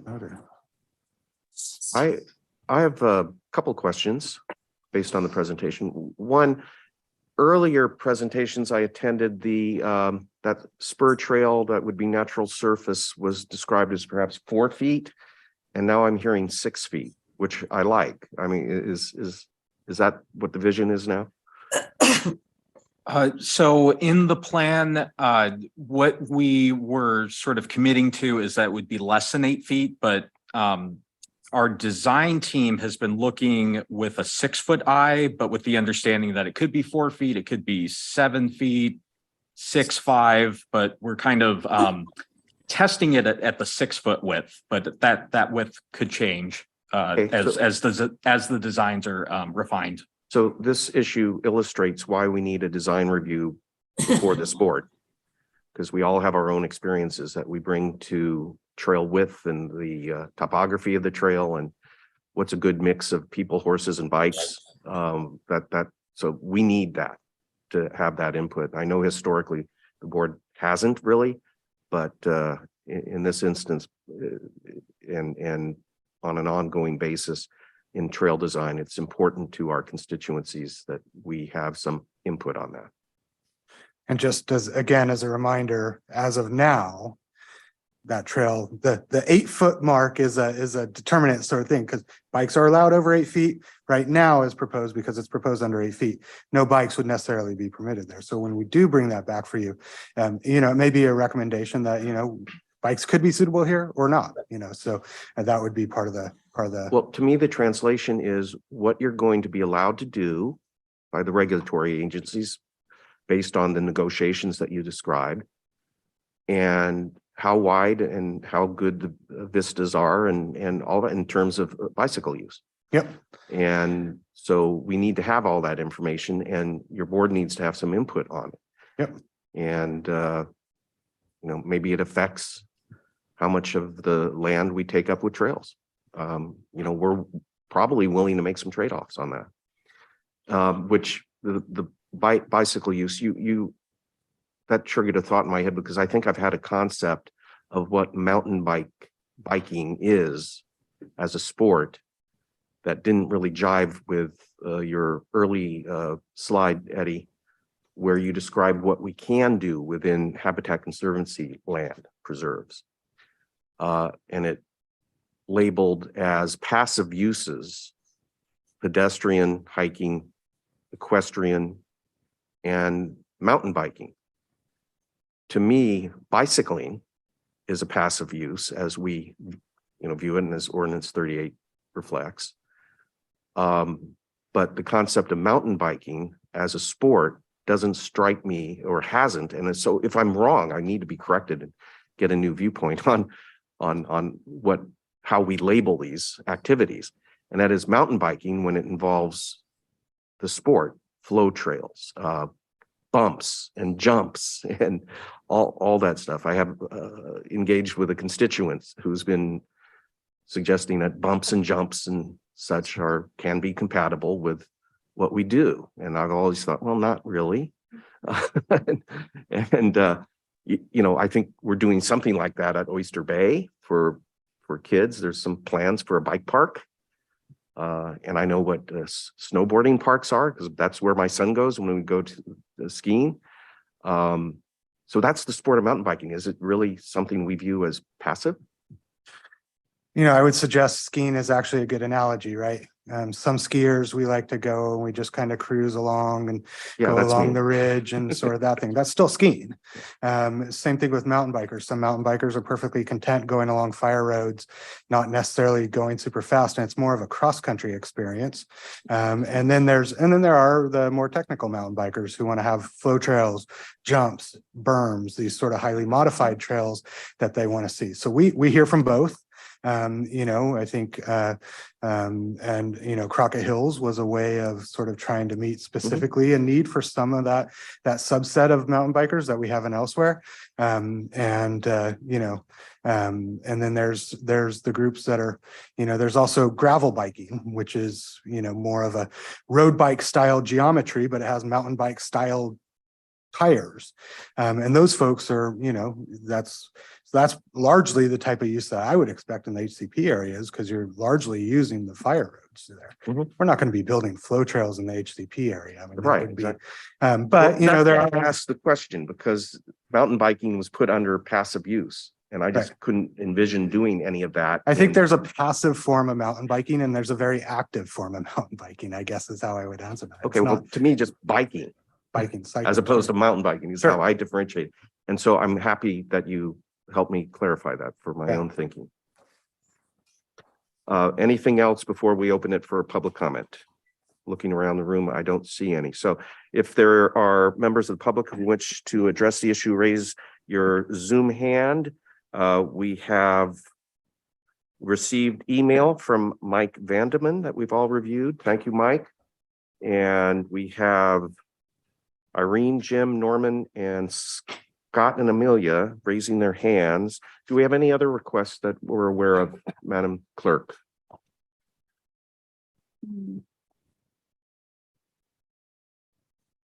Sorry about that. No, I don't see anybody else that was interested in speaking. And then we besides did the get, five. we all have reviewed the letter that was submitted by the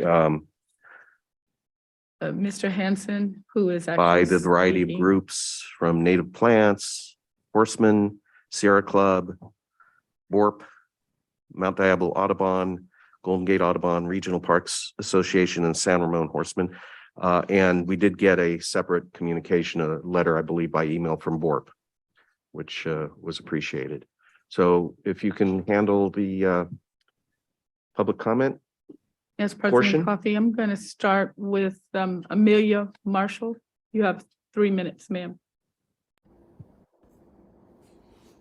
Thank you, everyone. I appreciate the opportunity to provide public comment today. My name is Amelia Marshall, Trails Chair for California State Horsemen's Association, Region 5, Alameda and Contra Costa counties.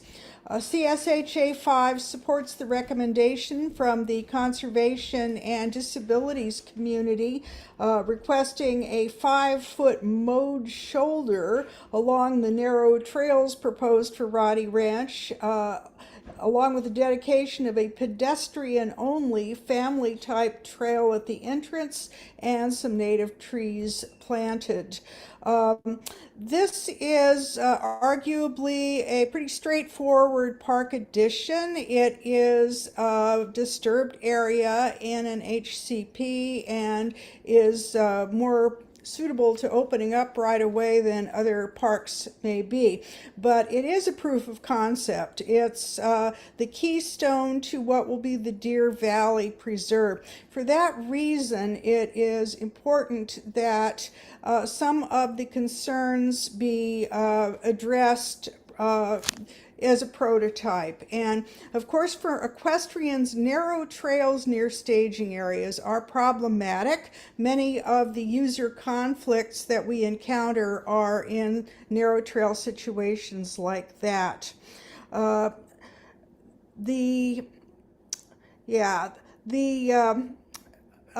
Work that the staff has done on this is very admirable. We respect that the HCP rules limit what is possible, but we do hope that attention will be paid to the needs of the families and equestrians who are going to be using this park.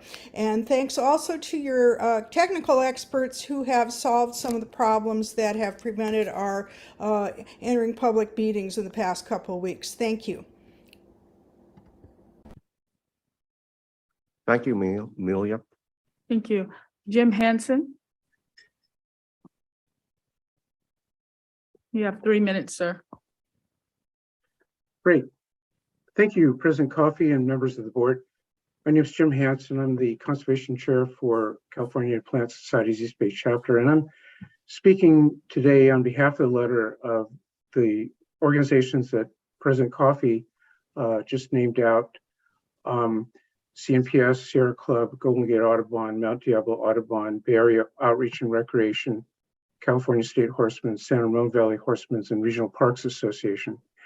So our organizations have developed these joint recommendations for some minor modifications to the Roddy Ranch Trail proposal to help ensure that everybody can have a safe and enjoyable experience at the park, and to support native oak restoration where appropriate. Our letter, as you know, has the following three recommendations: a mowed 5-foot shoulder level to the narrow mixed trails that are proposed for Roddy Ranch in order to ensure passing space and minimize potential conflict between hikers, bikers, and equestrians.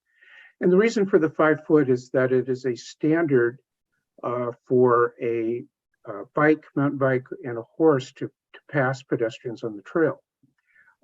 Second, to have a pedestrian-owned family natural trail at the spur trail at the entrance, provide a place for seniors, families, and young children and others to looking for a slower paced experience. And third, to restore some native oak trees in ecologically appropriate locations. So the intent of this is minor adjustments is for everyone to have a positive experience in the park. Just a few other points.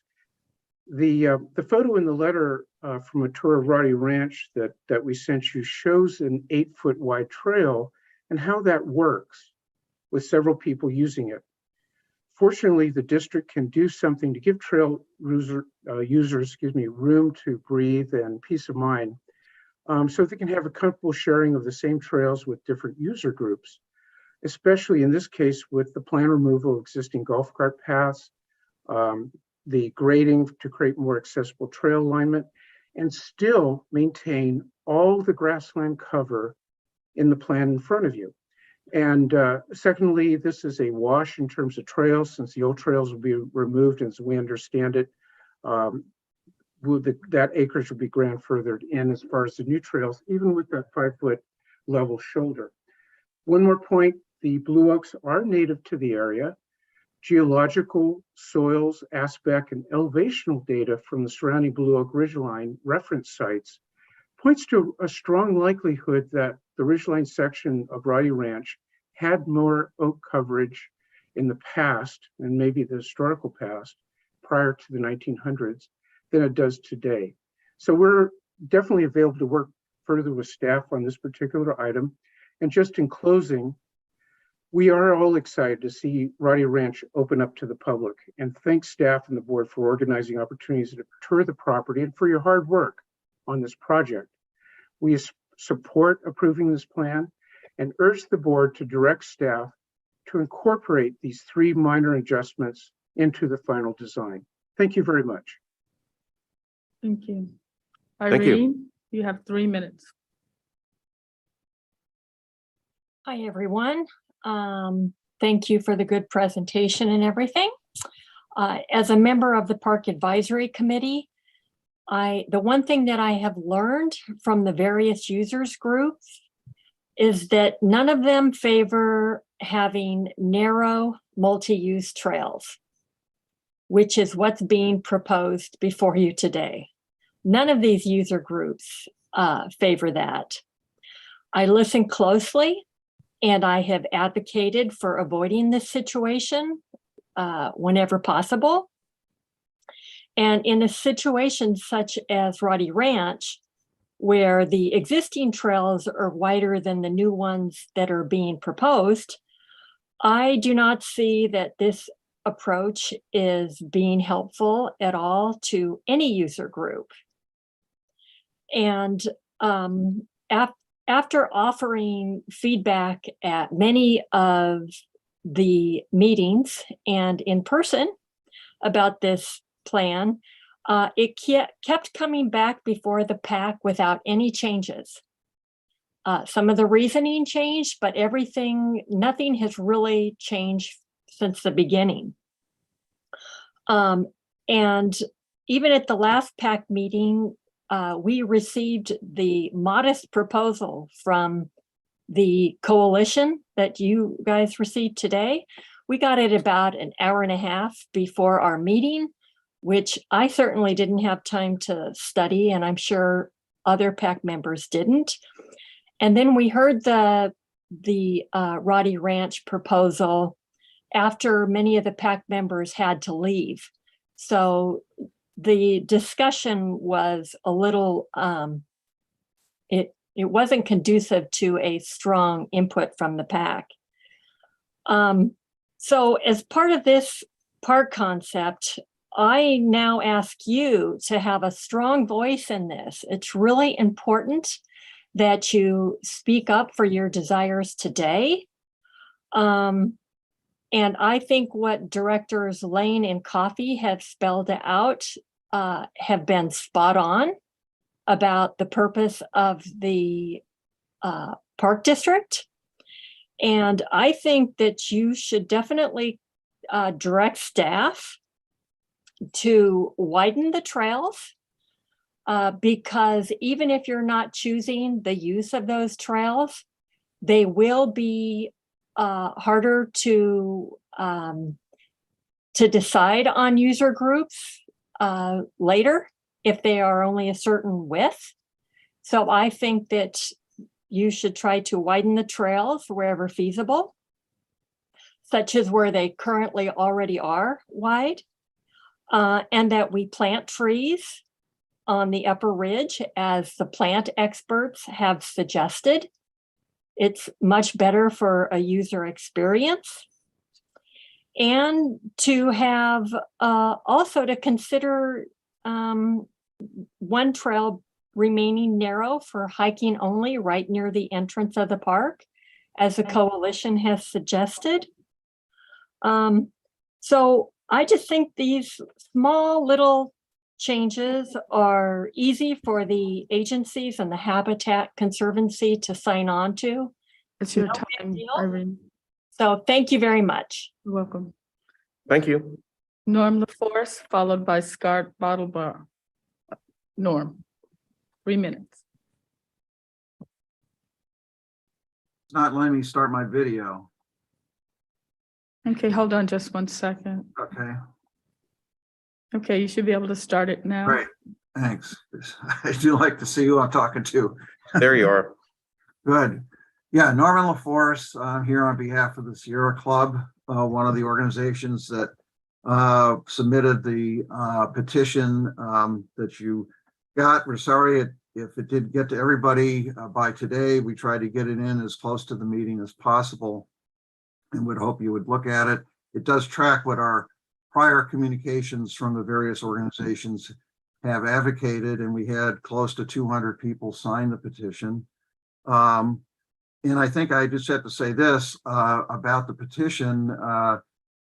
This is public input. The people have been providing public input on this park for a long time. Yes, there have been other meetings, but certainly if this is a public hearing, people should have a right to present a petition at a public hearing. So I'm a little bit nonplussed at the notion that somehow this petition is out of order because you already had all these public hearings. And secondly, these are regional parks for everybody. Everybody who pays taxes to the park district should have a right to speak about what should be the uses and appropriate type of park. I certainly haven't spent my time working to fight to create the Point Melati Regional Park just so people in Richmond could go there and people from the rest of the park district wouldn't have a say in that. So the petition reflects what we wanted to see here. Jim and others have gone through that in good fashion. I would just say this, that with regard to the mowed shoulder, take a look at the two pictures that were shown as part of the earlier presentation. One showed the little out area where there was a wheelchair. And if you looked at that photograph with the bicycles and the other people, there's no way anybody in a wheelchair could safely pass around bicycles coming the other way, nor could they safely pass around pedestrians. And similarly, there was a picture of 3 bicyclists and then a father or a person with what looked like a carriage with a child in it. There's no way anybody could go past each other. And that's why we're trying to suggest that if you're going to have trails, you should have this mode 5-foot level side area so that people could pass safely. We certainly support the idea of a pedestrian-only nature trail, which I believe Director Lane has advocated. That would be very appropriate, and certainly that is something that could be done easily. And finally, in terms of trail design, it seems to puzzle because we've been told today the trail design is set. So how are you going to be able to redesign the trails in terms of having this mode 5-foot strip may be questionable. So I am heartened by the comments of Director Coffey and others that, look, we want to have, the board should have some involvement in how these trails are finally designed if this is simply the concept stage. Lastly, in terms of the shade trees, I certainly support what has been previously said. I would just point out that I've tried to look at the materials and I could not find anything actually in writing where there was a direct statement by the Fish and Wildlife Service or Department of Fish and Wildlife or other appropriate agency that specifically said they could not have some additional shade trees along some of these paths. And here we're recommending this because we do want to see this park opened up for both habitat restoration and recreation and public use. And as many people and many of the directors have already pointed out, in the summertime, this park, unless there's some shade protected area, people are not going to want to go there. And that's not what the purpose of this park should be. So we welcome the opening of the park and thank you for your consideration today. Thank you. Thank you, Norm. And finally, Mr. Bartleball. Thank you. You can stop your video, Mr. LaForce. Hello, Scott Bartlebaugh, Advocacy Director, Bicycle Trails Council of the East Bay, commenting again. Thank you, President Coffey, board, and staff for the opportunity to comment today. We would like to recommend the board support the land use plan and CEQA addendum for Rowdy Ranch. We think it is a very reasonable result from the vast amount of public input that has come in on this. And we think that planning has done a very good job with design, trying to accommodate the varied users that are interested in this parcel. The understanding is that the trail design has been done looking at kind of the worst case with maximum impact to deal with the regulators. It may be that trails end up being narrower, but at this point, a 6-foot trail, while the district considers that to be a narrow trail, the bicycle community does not consider that to be a narrow trail. And the 8-foot trails, we would consider those to be roads, while the district considers those to be trails. We understand that close to trailheads, large widths make sense. They're thoroughfares. It's how users get distributed into the open space. But the continued mentality that 6 foot is a narrow trail and doesn't have room to pass is concerning. A 6 foot wide trail is more than enough space to pass an individual in a wheelchair or any other of the other users. Brushing can be done to provide a more open sense with the recommendation for the wider mowing. So that there's flexibility there. The concern about needing to have a pedestrian only section to this, there are families that are going to arrive there on bike, particularly if they have safe routes to get there. And they would be excluded from a pedestrian only area where they can use that area respectfully and have reasonable, fair access and impact with other trail users. The other item, President Coffey, your information about needing to understand more about the mountain bike experience versus cycling in your mind. We can work on that. And I think that definitely is an area for more informing. So appreciate that. My time is up and appreciate the opportunity. Thank you. Thank you, Scott. Thank you. President Coffey, we do not have any more speakers. So I'll bring it back to the board and I think I'm getting some feedback. I'll bring it back to the board and I'm going to take the prerogative of making the motion myself.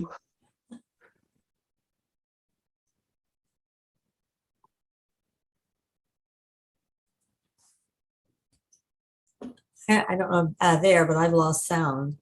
Okay, now it's gone. Now I Okay, hear- we needed someone to mute their laptop, so that worked. Okay. Norman raised a point that I think is good and concerns me, and that is, as the board has expressed an interest in having some input or approval of trail design, that when this comes back to us, as you've you said we will get a look at this again when it gets to the design stage, that we may be presented with the suggestion that, well, trail design is done because this is what we've negotiated with the regulators. And therefore you board actually aren't going to have any say into trail width or use. So Norm made that point, and I'm concerned that that may happen. And so how do we preserve some ability to have a say in trail design? Thank you, President Coffey, Brian Holt, Chief of Planning, Trails and GIS.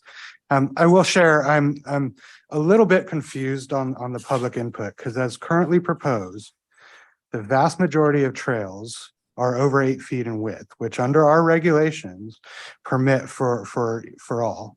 And there is a trail that is proposed at less than 8 feet in width. So that would be, as what's currently being proposed by some of the commenters, as a pedestrian and equestrian only trail. That is what is only permitted under our current regulations. So essentially what we're providing is exactly what they're asking for, with the exception of the additional 5-foot mode strip. So to me, they're asking for a wider trail than what is currently our standard under ordinance 38. So it's kind of like pushing us into the wider zone. I think Deputy General Manager O'Connor wanted to make some comments just about the sort of the strip mowing and opportunities. Do you consider a mowed shoulder, and we have looked at pictures of this, is that part of the trail width? That to me is just, that's the shoulder. Director Coffey, Jim O'Connor, Deputy General Manager. I just want to make a comment. I've been out on the Rowdy Ranch, the Rowdy Golf Course property several times. I've walked the entire trail system twice. I have too, yeah. Yeah, and unlike many of our parks, this has incredible sight lines. Yes. From almost anywhere. Yes. Now, mowing trail edges is normal part of trail maintenance for us. And maybe not 5 feet, might be more like 2 feet. And we'd have to talk with the regulators and see if that's within their schema of maintenance. But in my opinion, even on the 6-foot trail, there's plenty of sight lines to see bikes coming or for bikes to see other people on the trail. And there's plenty of room to step off the trail. Especially for, somebody who's got mobility challenges, maybe in a wheelchair, they can remain on the trail. A cyclist can stop, pull off to the side of the trail. I don't think there's anywhere in this entire park we're proposing where somebody couldn't stop and step off the trail if necessary for passing. So I think there's a whole lot of conversation going on around an issue that I think we can manage just under normal maintenance. So that's how I see it, just based on my own experience out there and my background in trails. So that isn't the issue, Jim. I agree there's a lot of flexibility in the design because of the topography of the park. My question is, how do we make sure that we have some role in trail design rather than just leaving it to regulator, the negotiations with the regulators and then coming back to us and saying, trail design is set. So I think, again, it's a question of trail use, where the trail design, the 8-foot wide trails, which is the standard in the park district. We don't necessarily build trails. Yeah, we're all fine with that. Right. So in terms of, so if the concern is about bikes on the trails that are less than 8 feet wide, Yes. that's not currently what's being proposed. And what I'm suggesting is that we could certainly, as that design is refined and that width is absolutely set, bring that back to you. But there is no proposal right now where bikes are on trails that are less than 8 feet. Yes. So how do we assure that the trails that are less than 8 feet come back for board approval in terms of use? In terms of use, we can bring a trail use determination back to you when we're at the 60% design level. Okay. And we frequently come back to the board, provide updates on as we're progressing on design, and certainly we'd be able to do that. Because again, the issue is there is some flexibility with width versus total amount of land we're developing. Right, correct. And it may be that a wider trail that accommodates all uses would require that we reduce the overall amount of trail that we're consuming, the land that we're consuming. So I want to see that the board is involved in that flexibility. Understood. That's what I'm looking for. So I appreciate it. I'm sorry if that's a little confusing. Any other board comments? Director Rosario.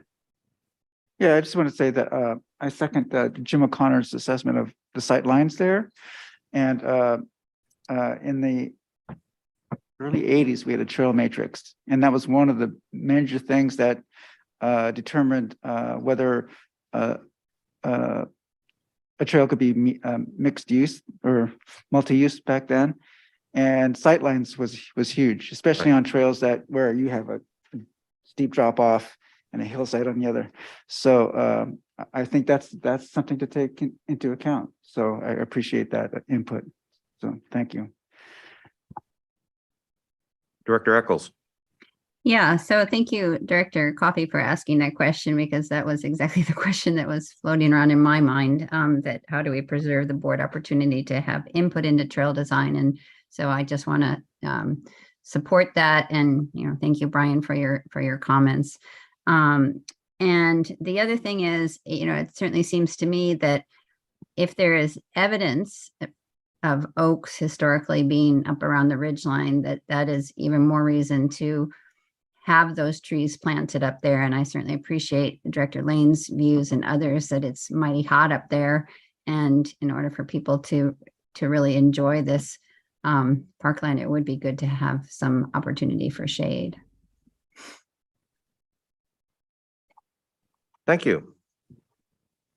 So if we're ready for a motion, I'd like to move board approval of the resolution on page 51 of our packet approving a habitat restoration and public access plan and the CEQA addendum for the former Roddy Ranch Golf Course. So moved. We have a second from Director Lane. Please call the roll. Yes, President Coffey. Director Rosario. Aye.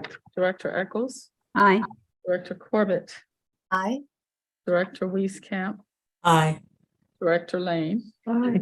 Director Waspy. Aye. And President Coffey. Aye. Unanimous. Thank you.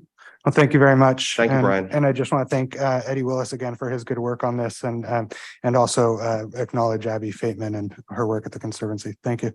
Yeah, all your efforts on this have been extraordinary. Very much appreciated.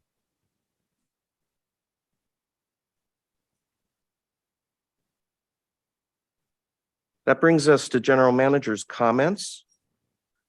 Do you want to introduce this, Sabrina, or?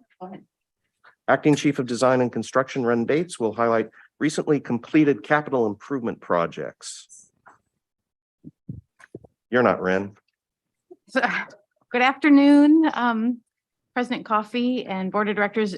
So I'm Lisa Gorgon. I'm the Acting Assistant General Manager over Acquisition, Stewardship, and Development. And I had asked to give an introduction to this item, which is so close to my heart. So I did want to just frame this presentation. Ren is going to be giving a sort of a department happenings update. I think it'll be really great. We haven't had the opportunity, the design and construction department hasn't really had the opportunity to go over the work that's been happening these past couple of years. So I think that will be great. The other part of the presentation is really focusing on a body of work that as a department, we've really been looking at, actually not even as a department, but really as a division, about design guidelines, which I think are relevant, especially given the previous conversation that we've just had. Many park agencies and Fish and Wildlife, U.S. Fish and Wildlife, National Park Service, other park agencies have design guidelines. They sort of show up in various capacities, either as a checklist and then a whole document that really describes how park facilities address and fit in the landscape to be compatible with the natural and cultural resources, how they really address the visitor experience to make sure that they're welcoming, make sure there's a sense of place, that there's an arrival. When people are in those spaces, they feel safe and they know where they are.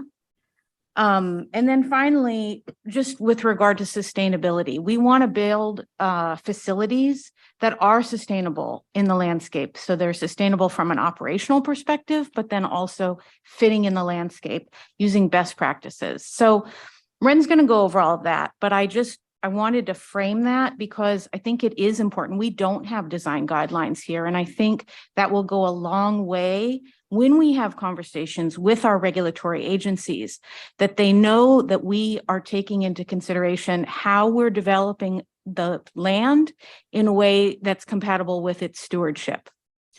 And then on a micro level, Ren's also going to go over some the design standards. And so these are very site facility specific details that really get used across the district. So we include them in our design plans, but they're at a level that our park rangers use. So when they have to replace 2-rail, they'll download these plans and they'll use them. So they're really meant to be internally focused, but then also externally. So with that, I'm going to stop talking and turn it over to Ren. Thank you, Lisa. Board members, I'm glad to be here today. As evidenced earlier, we're usually here asking for approval, asking for money, asking for amendments on contracts. So it's nice to be able to share with you what our department does. Bear with me while I try to find our screen here.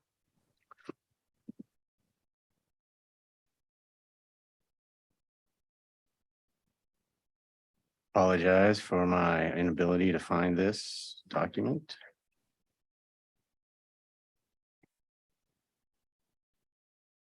I click on that, shouldn't it go somewhere? Yeah, let's see, let's glitch it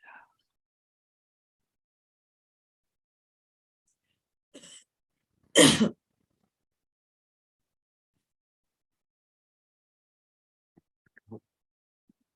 Which one is it?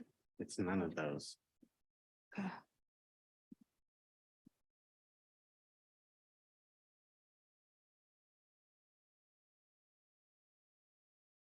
Yeah, but here. It's this one.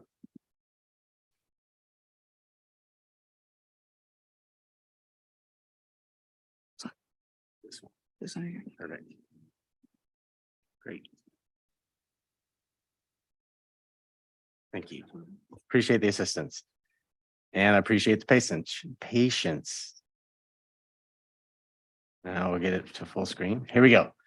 So like I was saying, it's nice to have the opportunity to provide a presentation that highlights our department. Sort of what I'll cover today is, as Lisa described, our structure in terms of who we are, what we do.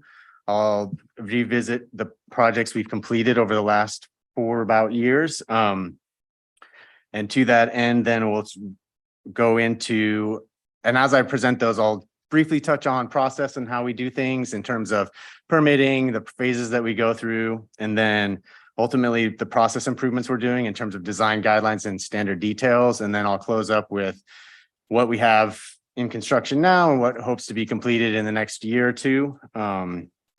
So who we are.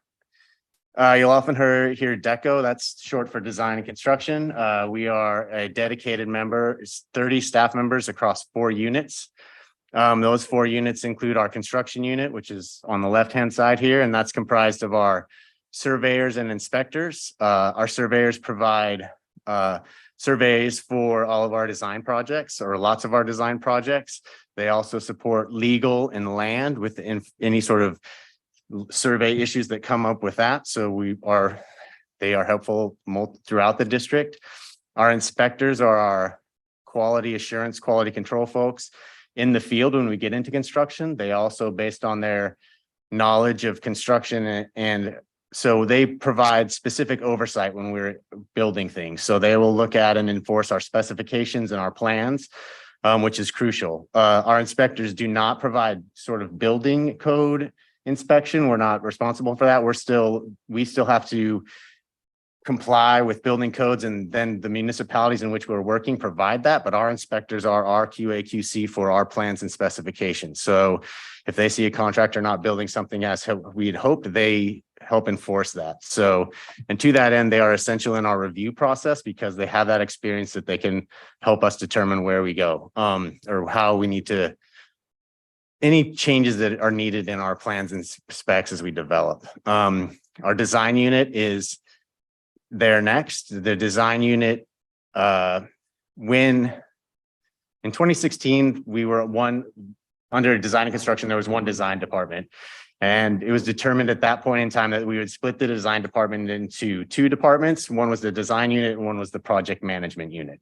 At that time, the delineation was such that design would work on in-house design and deliver projects that would be built internally. And the project management unit would focus on leveraging staff time to hire consultants on larger projects that were more complex or of the size.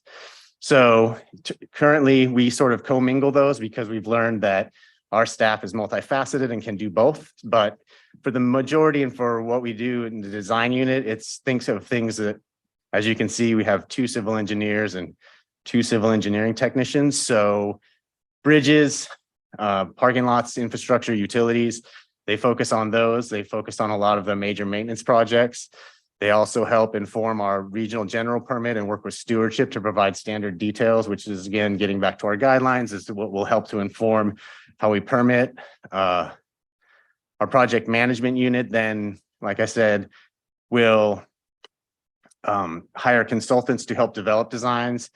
And what we're doing now is our project management unit is staffed with design professionals. And so they'll take a first stab at concept designs for some of our projects, and we'll have internal meetings with stakeholders such that we have a concept plan that's amenable to the district's needs and wants. And so then we can go out and solicit consultants to help deliver and prepare construction documents, because that is typically a big task. And so because we want to deliver many projects, we try to leverage that and then utilize consultants to develop construction documents. And lastly, environmental programs is a relatively new unit. I think they came in 2020, 2019, 2020.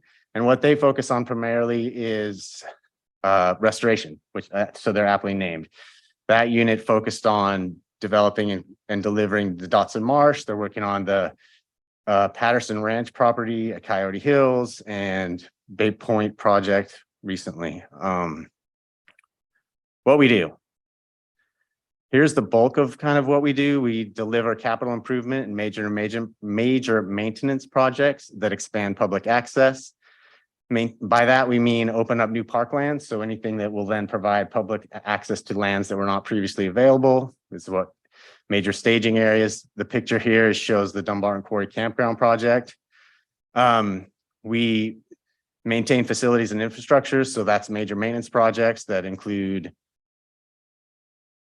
as it says, developing and maintaining all of our infrastructure and facilities. And lastly, restore natural resources and ecosystems. So this is the bulk of what we do, but we also provide design support to other departments as stated earlier.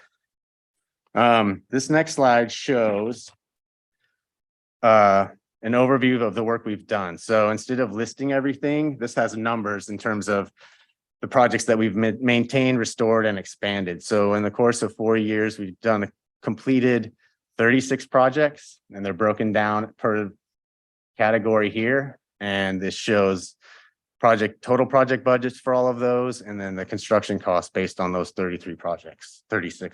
So as you can see, we try to be busy and try to provide good value to the district. So now I'll share some of the projects that are completed, and in this process, or in so doing, share some of the processes, or let's say how we deliver projects differently and the different agencies we have to work with to get permitting, and how we also get projects that are done. So this one, for instance, is a Dunbar and Quarry Campground.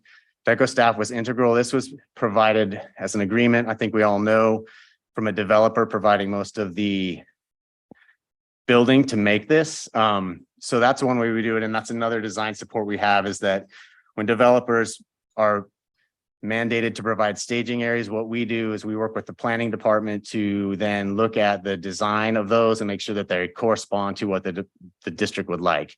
They're much smaller than this project typically. So this project is very, very large, but that's one of the ways that we work helping system projects. These two projects were recently completed, and I believe so on the left is Brickyard Cove, which is the main entry point and staging area for the McLaughlin East Shore State Park. This was recently completed. One of the lessons we learned here, we're always learning in all of our projects. One of the lessons we learned here is about utilities and coordination with utilities. So it is relevant to how we do our work, and it sometimes causes delay. So we're trying to figure out processes and to better get in front of when we need to install electric or water utilities, how we can best coordinate with those entities to deliver projects on time.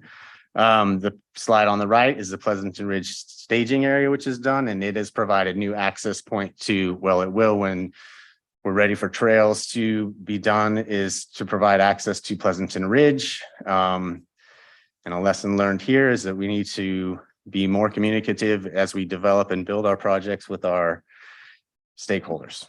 So that's major expansion. We also work on maintenance and repair projects, and they range in size from, as you see here on the left, a small project for the Dry Creek Garen Rock wall repairs, to mid-sized projects of the replacement of the Contra Loma docks, all the way up to the completion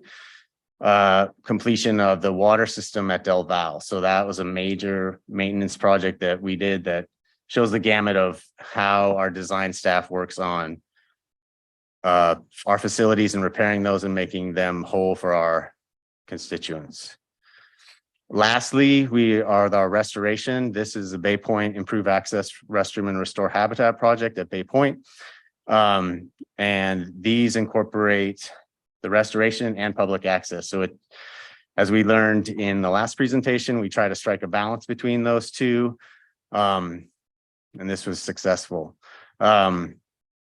There are a huge list of projects we completed. Those are just representative. I'd like to get onto more things. I guess I'd like to speak to why we do this as a department.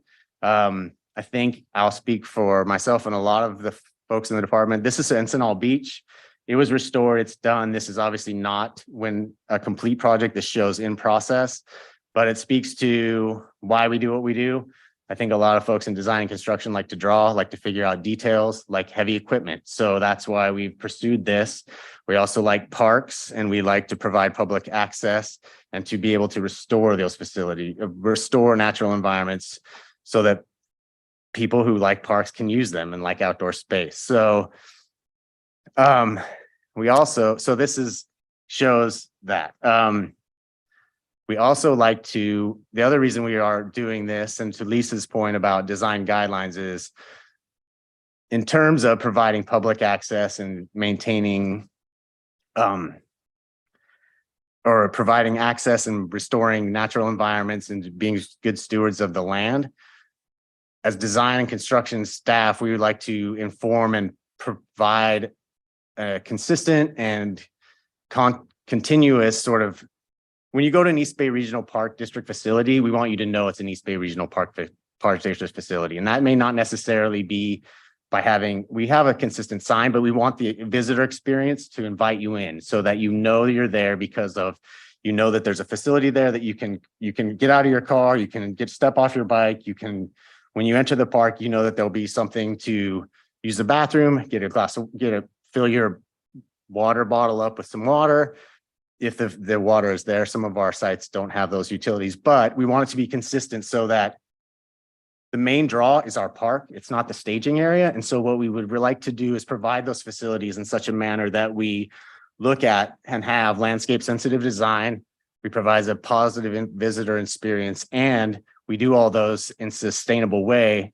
I know the text is small and it's hard to read, but in a sustainable way that then we are acting as stewards and also guides for our constituents to see ways in which we develop in a sustainable way that protects and is a steward to these facilities that we are conserving, preserving, and providing access to. So this is draft. I'll preface that. Our design guidelines are in a draft form right now. So this is our preliminary checklist.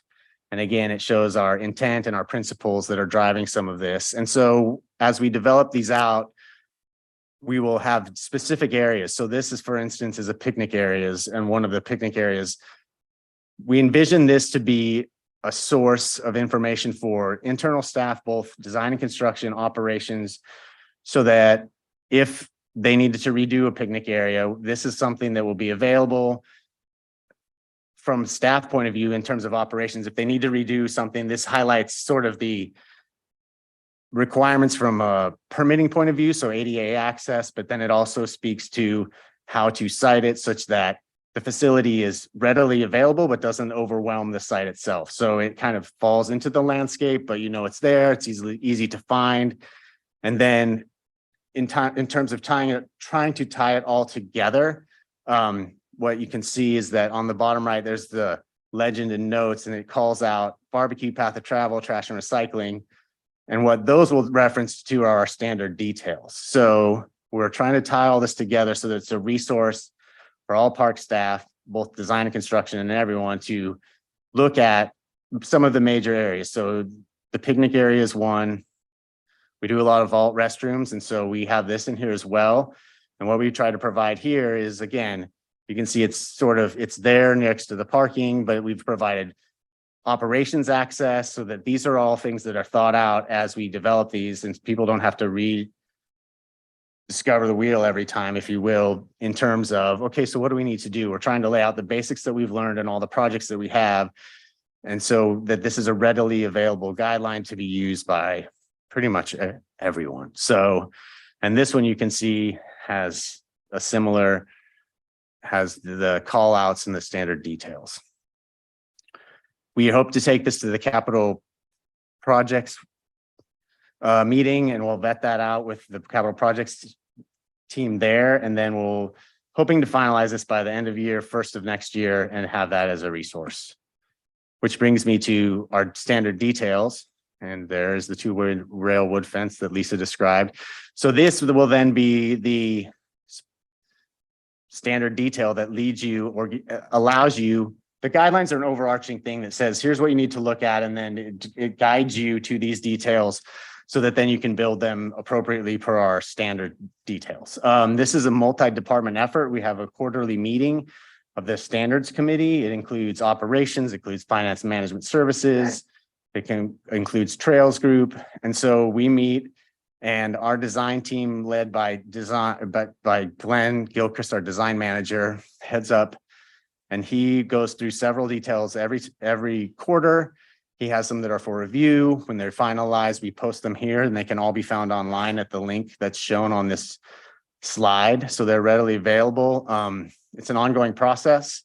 It continues ceaselessly. So we're always finding new things in terms of materials or sustainable issues or use that then have us revisit these. So it's not it's not a one and done, it's a living sort of documentation of things. And so as we update them, they're shared and put onto our website. So you can look there and see all of our standard plans.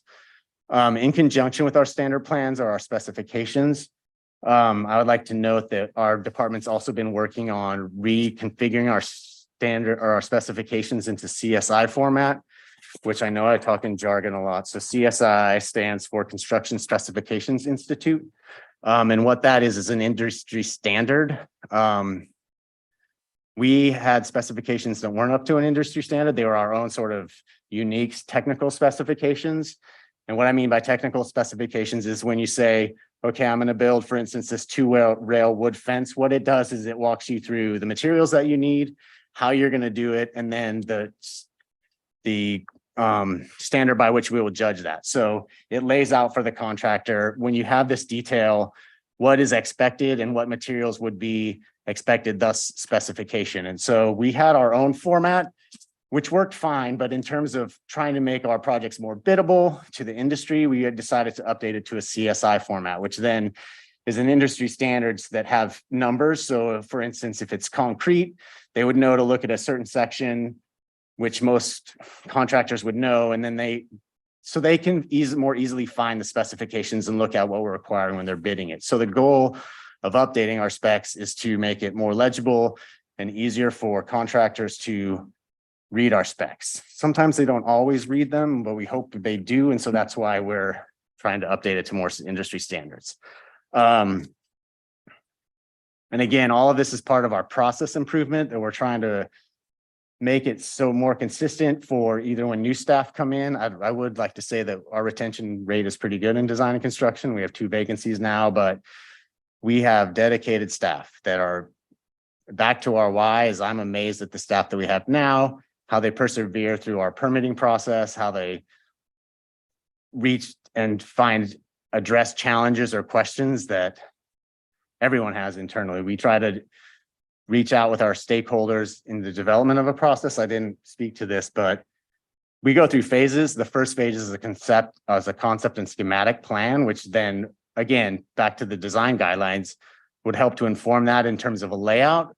But as a process, we include all of our internal stakeholders at first. And so we say, what do you need? What does ops need? What does stewardship want to see? What should we be concerned about? And that gets us to design development. It's very corollary to the IPON project, and then which you've seen, and then we get into construction documents. So with that, I will now move on to our projects that we're completing this year. On the left is Shadow Cliffs Interpretive Pavilion. We were all just there recently for a board tour. This is as we would call, it's an expansion because it provides an opportunity. We see it as a new facility that'll invite folks into the Arroyo at Shadow Cliffs. So it's opening and creating more experience. On the right is a restoration project where it's the Sibley project. We're in our 3rd year in that, but you can see this was the first year and it's already looking well like a creek with the plants coming in. We're also expanding Bay Trail access along Doolittle Drive in Oakland on the MLK shoreline. So that's the picture on the left.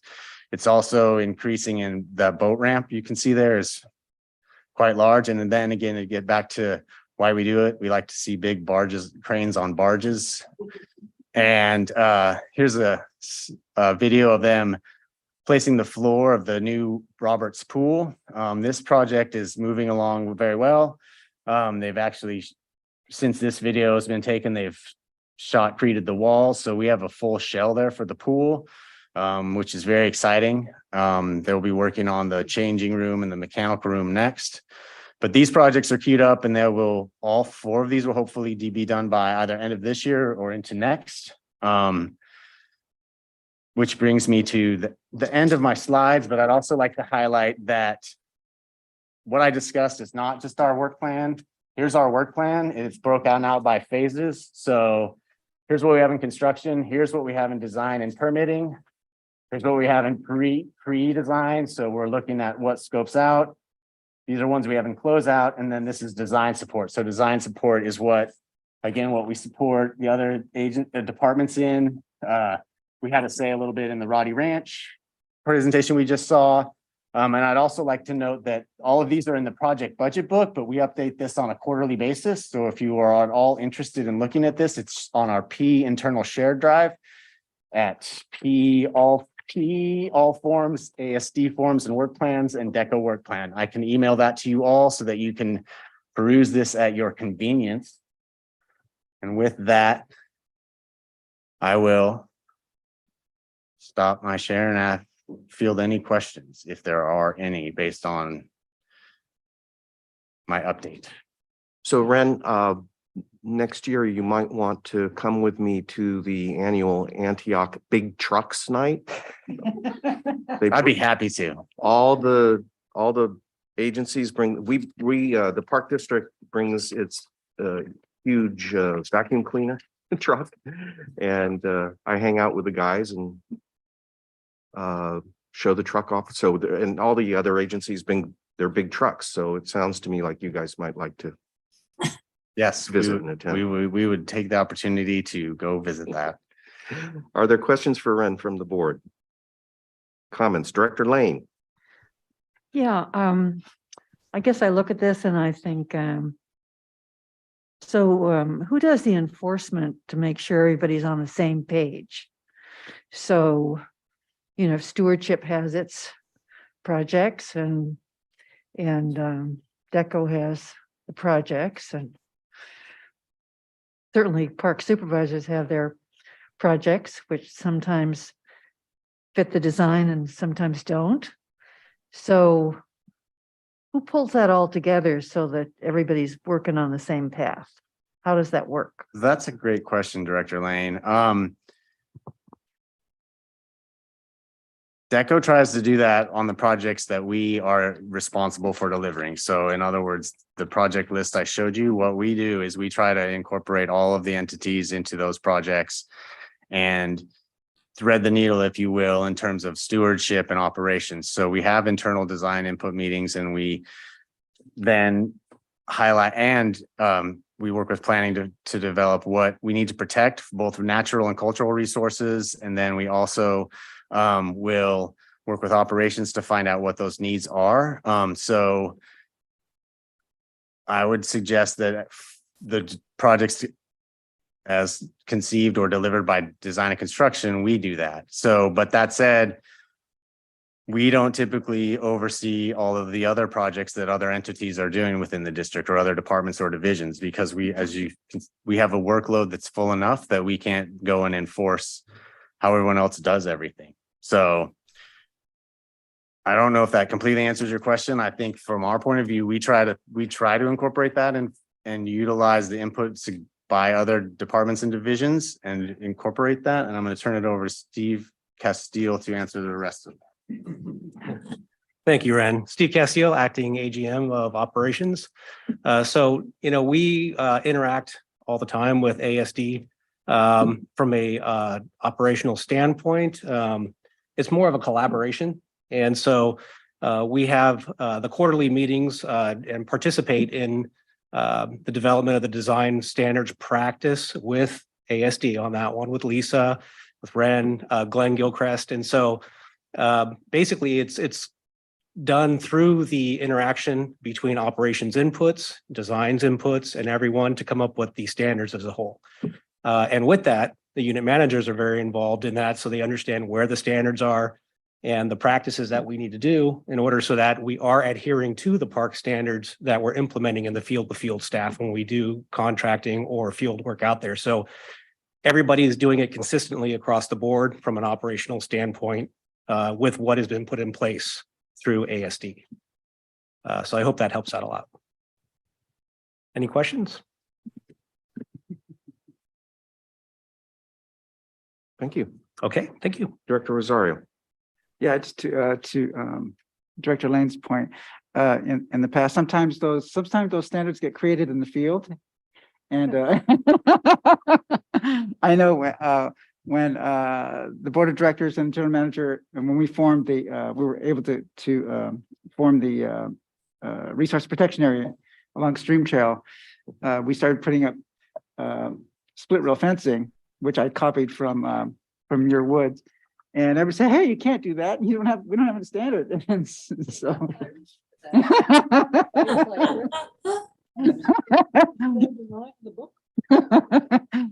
So I had my park craft specialist, Kenny Goltz, draw it up and send it to the board to get approved. But yeah, sometimes those things do get created out in the field. I know there's a Wildcat Canyon. Sometimes you have talent that's out there that's so incredible, like in Wildcat Canyon.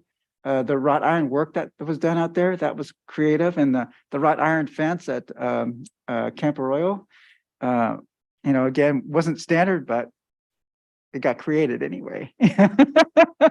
But I think Park Eye in the field is really I want to say is really sharp, and these standards really help when help a supervisor and the crews to something to adhere to. And it's really good, I think. And one thing I would like to ask incorporate, because something I was thinking of prior to leaving, before retiring, I was thinking of replacing our standard single rail fence with just big boulders, so we wouldn't have to keep replacing, wood in a more sustainable. I'm hoping that there's somewhere down the road, there's some way to have some kind of sustainable fencing that's not, doesn't have to be repaired all the time. So yeah, something to think about. Steve Castillo, acting assistant AGM for operations. So thank you for that input, Director Rosario. And we've actually implemented some of that already over at Judge John Sutter Shoreline and in quite a few other areas where we've taken that idea and implemented it where it makes absolute sense. There's a lot less maintenance. There's only line trimming required, and there's no painting required. And so it worked out really well. Cool. So yeah, we're starting to do that. Oh, well, there's two different types. Well, one is the rock fencing and the boulder idea, which we implemented over there. But the second one, which Deputy General Manager O'Connor is speaking to, is basically it looks like a double rail fence, but it's actually concrete. Oh. And it was really good that we implemented that. So it has the aesthetic looks, and the concrete has actually been molded and imprinted to look like wood, but it's double railed and it's concrete. So we never have any maintenance with it. And it's in a location where it's not going to get hit by cars. And it's just, essentially, yeah, just, not something that it was something that we really thought about putting in the design. So it would help staff, for future maintenance and aesthetically look good at the same time. Great. Thank you. You're welcome. Thank you. Other comments or questions? Director Wieskamp and then Director Eccles. I really respect the development of the design guidelines. They're very thoughtfully done, and I know they talk with all the departments about what's helpful and useful. And that's got to help them, and that's got to help everybody else. We're always talking about being modern, and I like the fact that you said they're developing so people who are going to maybe see if they can become part of a project will look at those and know what they're getting into before they do it. So good job. I think we have a great department. So thanks for this presentation. Thank you, Director Eccles. Yeah, similarly, I wanted to thank Ren for the presentation. It's really fascinating to learn more about what goes on sort of behind the scenes before you bring these projects to us. And I really appreciate the work you do to both innovate and to provide consistency and continuity of projects, because that's that's not always possible. But as Ann said, when you're working across departments to figure out what is really the best way of doing these things, and then documenting them in a way that other people can replicate it, and the people who bid on the projects know what it is that they need to do to hit that mark. It's really it's a lot of work, and it's really great job. So thank you so much. Thank you. Anything further? Seeing none, thank you. Thank you. And it was really good seeing Chris Spartan on an org chart, because I always had trouble figuring out where Chris lands.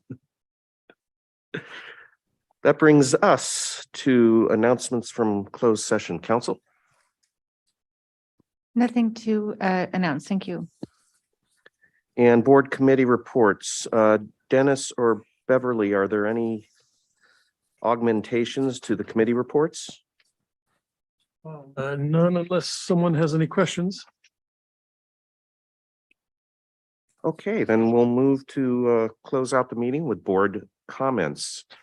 On my screen, we have Director Rosario, then we'll go to Director Waspy, and then Director Lang. If that's okay. Oh, yeah, I'm ready this time. Thank you. So after 10:18, which is the board meeting. Okay, here we are. On 10:19, I attended the Appreciation Committee event at Lake Chabot. What a great event. And I think this and several other events, I really appreciate. I'm starting to see your leadership, Sabrina, and how inclusive you want our employees to be. And this is just one of those events that, along with several others that will come up, really shows that you're really thinking about including as many people as possible and trying to make decisions. And I really appreciate it. It's really a breath of fresh air. Thank you so much. And then on 10:20, the Lake Merritt Breakfast Club is a wealth of information. And Fong Law, the county assessor, gave a nice talk. And he brought up something that also got brought up at the Grazers dinner, which happened on 10/23. And that was the employers get a tax exemption for affordable housing for employees. And something to think about in the future. I mean, because I was another thing that we're opening up, we're going to have more conversations with people. Is that some of our outlying parks like Sonol and Del Valle are having trouble recruiting because of the distance. And so maybe some of those parks we should look at maybe having some kind of affordable housing facility. If there's a tax exemption to that, that would be great. And then at the Grazers dinner, several of the ranchers brought up, there's also an agricultural housing tax exemption. They were asking if there's a possibility of having some kind of facility for their employees that actually take care of the cattle. So something else to look at. So I thought I'd bring that up because it's something we might be interested in and would benefit to us too as well. And then on 10/22, I attended the Chabot Space and Science Center fundraising gala. Another wonderful event. And I'm really glad that we're continue to participate and support them. And then 2023 again was the Grazers dinner, wonderful event. Glad to see that Director Lane was able to make it for a little bit of a show anyway, just to say hi and bye. But I thought it's another event where the ranchers actually felt included in helping make decisions, and also an opportunity to talk amongst each other. And I sat with the Pombo family and the Hoover family, and there's, I mean, along with Brenda's incredible presentation, it stirred a lot of conversation. And there's so much history just between those two families. I was like, oh my God, we need to talk to you guys. So I encouraged the Hoover family, they should write all this stuff down because he goes way back. I mean, as a kid, he remembers driving cattle from Oakland to Martinez and the Martinez yards. And so there's a lot of history there. And then, and same with the Pombo family. And then I attended the PAC meeting at 10/24, and that was a great meeting. I thought the breakout session really engaged the members of the PAC and that's something I was so happy to see. And I think the PAC members appreciate it too. And so again, that's another another guide to being inclusive. And then on 10/25, the workforce diversity meeting, I thought was we had some really good conversation, and we're all really looking forward to the BTC report. But I think Director Wasby will be happy to hear that they're looking forward to starting up the apprenticeship program when they get an opportunity. So that'll be great. And then on 10/26, the 30/30 presentation by Dr. Alvarez at the Brazilian Room. Again, another example of being inclusive and try to include everyone into helping make a decision and what our part as the park district plays in that 30/30 goal. So that was tremendous. I thought it was tremendous. And people were abuzz and really excited about it. And then my last Lake Merritt Breakfast Club, this is I brought this up specifically for Dennis because he's a golfer. Preston Pinkley of the Oakland Recreation Department and the ACE golf youth golf program that the city of Oakland runs out at Anthony is that the Sequoia? Is that Sequoia? Chabot. Yeah. And this is seventh year he's to run this program for kids of color, introducing them to golf. And they are last year they're the fourth highest. They're rated as the fourth highest impact on youth in the golfing industry nationwide. Wow. Nationwide. So he's developing a cadre of young people of color. And one of the success stories was he brought a 16-year-old to play at the Stephen Curry event down there in Monterey. And 2 under par. He beat out all the college kids, and the San Jose State University offered him his full scholarship when he graduated. So pretty amazing. So I brought that up just for you. And then on 10/28, I met with Lynn and Director Corbett. We completed our ad hoc board committee guidelines committee, and that will be coming to executive board next soon. And I really want to thank Lynn and Ellen for very long discussions. And hopefully that's something that will become more of a in the future to be looked at on a regular basis and not wait 10 years. And then executive committee on 10/28 it's great. And then just as a bonus, let's see.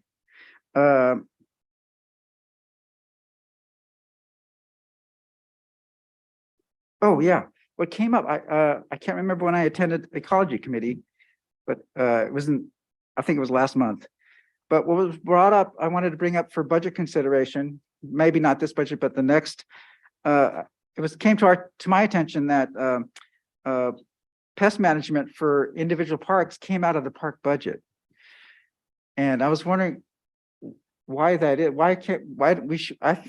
Because that is something that. Park budget is always get affected by these things, and I think there should be like one place where the park, if they need that kind of work, they get a grant from like the risk department or public some other place where that doesn't affect the actual park budget, because park budgets are already affected, have to deal with a lot of stuff. And I feel the same way about because that segues into same thing. I feel the same way about cameras. Those come out of park comes out of park budget. Why doesn't it come out of a central budget and it gets allocated out? And same with trail counters, So there's like 3 high things that affects park budgets, but doesn't need to. I think we put money aside and maybe the park supply as they need. So yeah, and I think that's I just want to make sure, I know as we put off to Oak North and even here pursuing putting in electric chargers, I just want to make sure that we're aware that there are grants to get those installed.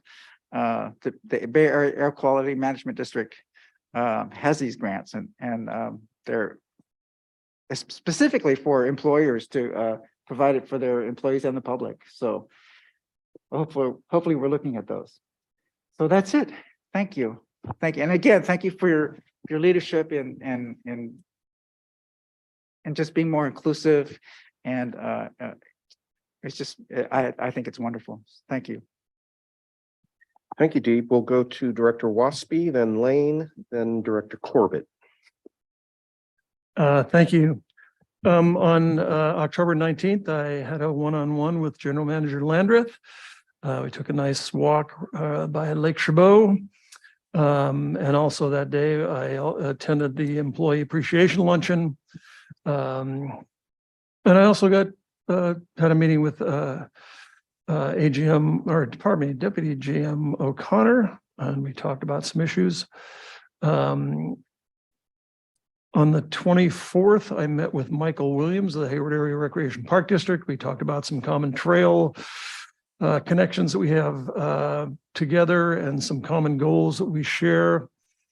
On October 25th, I met with legislative staff and ROCANA staff member Kevin Fox. I don't know if some of us remember, we went back to Washington, D.C. and Kevin, when we met with him, knew everything about the park district, was from here, climbed Mission Peak a bunch of times, and was really dialed into the park district. And now he got to come back to visit with us. And it's just, I can't get over what a great format that is to, bring somebody down to the shoreline and say, oh, if you just look south of here in Mr. Kana's district, there's Dumbarton Quarry, the newest campground, the only campground on the bay, blah, blah, blah, all the great stuff we've done. Then you say, oh, you mind looking east of here and see all those hills at Mission Peak and all the way up? That's ours too. And oh, by the way, look at this new project we're doing at County Hills Regional Park. It's a great little palette you can create there. And he was incredibly impressed. Took him for a walk on the boardwalk, did a little interpretive talk with Chris Sulatz. So those things are incredibly effective in my opinion. And I know that Kevin said, invite me out again. And he looks forward to seeing us sometime next year, hopefully.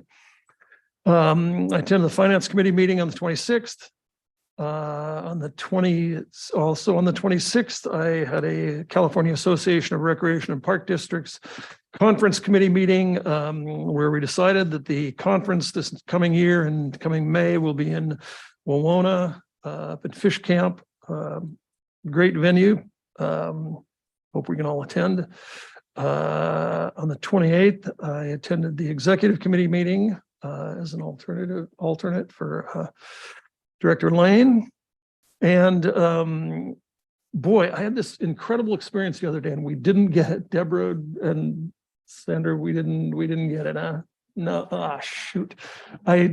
Anyway, I had some photos that obviously I couldn't transfer, but I think we remember a gentleman that came before the Park District and suggested that he would really like to have an event, and he's had an event at Quarry Lakes. And it's hard to describe because obviously I can't pronounce this, but it's called the Chath Puja, which in Indian Nepal, it's a Hindu festival of gratitude and thankfulness to the sun for all of the bounties of life and earth. It's a cultural, historical, and religious ceremony. Obviously, with the influx of Indians and Nepalese to the southern Alameda County, it's an event that's becoming bigger and bigger and bigger. And so, of course, when they came to us, they were advocating they had 1,000 people in the years past. They wanted to go to 2,000. There were some concerns about overcrowding and things like that. So I got invited, obviously. I know I got invited, but it was great. I went down there, and the festival includes it's some really incredible stuff. Or it's not incredible, it happens every day, but I personally never notice it. So the deal with this festival is you need to be in a water body And you have to be there on a sunset after a 4-day festival. So the 4th day, you get in some water body. Usually it's the Ganges River. But here it was Quarry Lakes. So this group of, well, I can't estimate the amount, but it's close to 1,000 maybe, gets in the water, does some prayerful thanks, and does some stuff, rituals with food, and you watch the sunset. Then you come the next morning. Fortunately, they didn't ask me to spend the night, and nobody spent the night. You can modify your festivals, I guess. So the next morning, it was incredible. I went there on the 31st, or that was yesterday. Yeah, I was, yeah, yesterday morning, really early, like 5:30. You get there, and the same group comes back, and they have these wonderful, everybody has these wonderful costumes and dress that they wear. Lots of stuff that I didn't understand, but it was tried to be interpreted to me of a blessing of foods, feasts of foods, and then once again, watching the sun rise. I wish I could get the pictures. I'll show them next time. We'll get these things going. But it was an amazing event. You know, once again, without getting into politics of it, I think it's an incredible cultural outreach to our folks. I didn't see any impact. These were families that were incredibly respectful of what was going on in the district. There was no litter that I saw. No anything, just a great deal. And I hopefully we can advocate in the future for letting them be as big as they want. It was, you know, they charged everybody $5 a head to get in there, or not $5 a head, but $5 a car. So I think the district made out both days. But I think as far as a relationship with communities that we don't usually have relationships with, I think it was an excellent couple of days. And that's it for me. Thank you. That sounds wonderful. It really does. Director Lane and Director Corbett. Yeah, that sounds wonderful. You greeted Halloween in the morning. Yes, Right? yes. Instead of doing it at night. Okay. So, yes, I went to legislative committee, and then I ended up having another family thing I needed to do, but I went to Grazer's dinner because it was my last Grazer's dinner. So I went to the first part of it and had a good chance to talk to some of the Grazers that I know, and staff as well. And, you know, some of our supervisors have 8 Grazers, so, or at least one of them does, and some have fewer, of course. So it's some a lot of extra work for them, especially when they have several of them. And I was reminding them when we used to have one person in the office that managed all of those, all the Grazers. And when the decision was made to send the management into the parks, some supervisors were happier than others about the prospect. I think they're used to it now. Then I did have a chance to do a one-on-one with our general manager, which I appreciated. And went to Las Trampas at the Bollinger End. And then, well, I had a one-on-one with Deputy General Manager O'Connor. Hello, you're up there. And that too was interesting. I'm getting filled in on some trail things and trying to share things when appropriate with John Mercurio. And then this morning had a briefing on McGee Preserve, which has been, nothing seems to happen quickly. All I can say. And so this is having some special challenges to complete. And so I appreciated getting an update on that. Then in addition, I'm doing a paper purge, and I've brought poor archivist Brenda a banker box today, which I assured her she could toss out as she would like. And I already tossed a lot of things before I put that one together. And then, of course, next week, we have election. I want to wish Dennis good wishes. And cross my fingers for the entire nation as we look toward that election.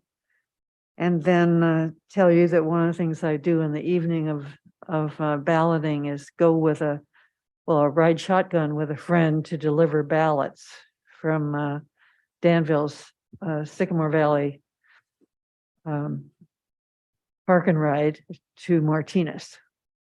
So that's always an interesting experience because people come in with their ballots from each of the polling places and have little things they want to share from the day. And there have to be 2 people taking the ballot, then to Martinez. And with that, oh yes, I did get a sample of Nature's Pulse, which is going to be the nature check. It's being put out by the Bay Nature. And is it going to be an insert in Bay Nature? Or is it going to be, do you know? I don't. Okay. Well, I've been following Nature Check with Becky Tuden, and it's Bay Nature put this together for them. So that will be interesting to see. So thank you. Thank you, Director. We'll go to Director Corbett, then Wieskamp, and then Director Eccles. There you go. Ellen? Hi, everybody. And so a lot of these events, a lot of other people have been at, but I will share with you. On October 19th, I was very happy to attend the Employee Appreciation Kickoff at Lake Chabot.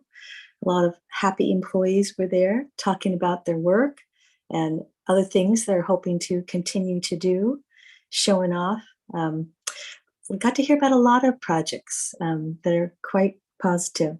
And thank you to Sabrina Landreth for helping sort of keeping people happy and running that program. It was really, really fun.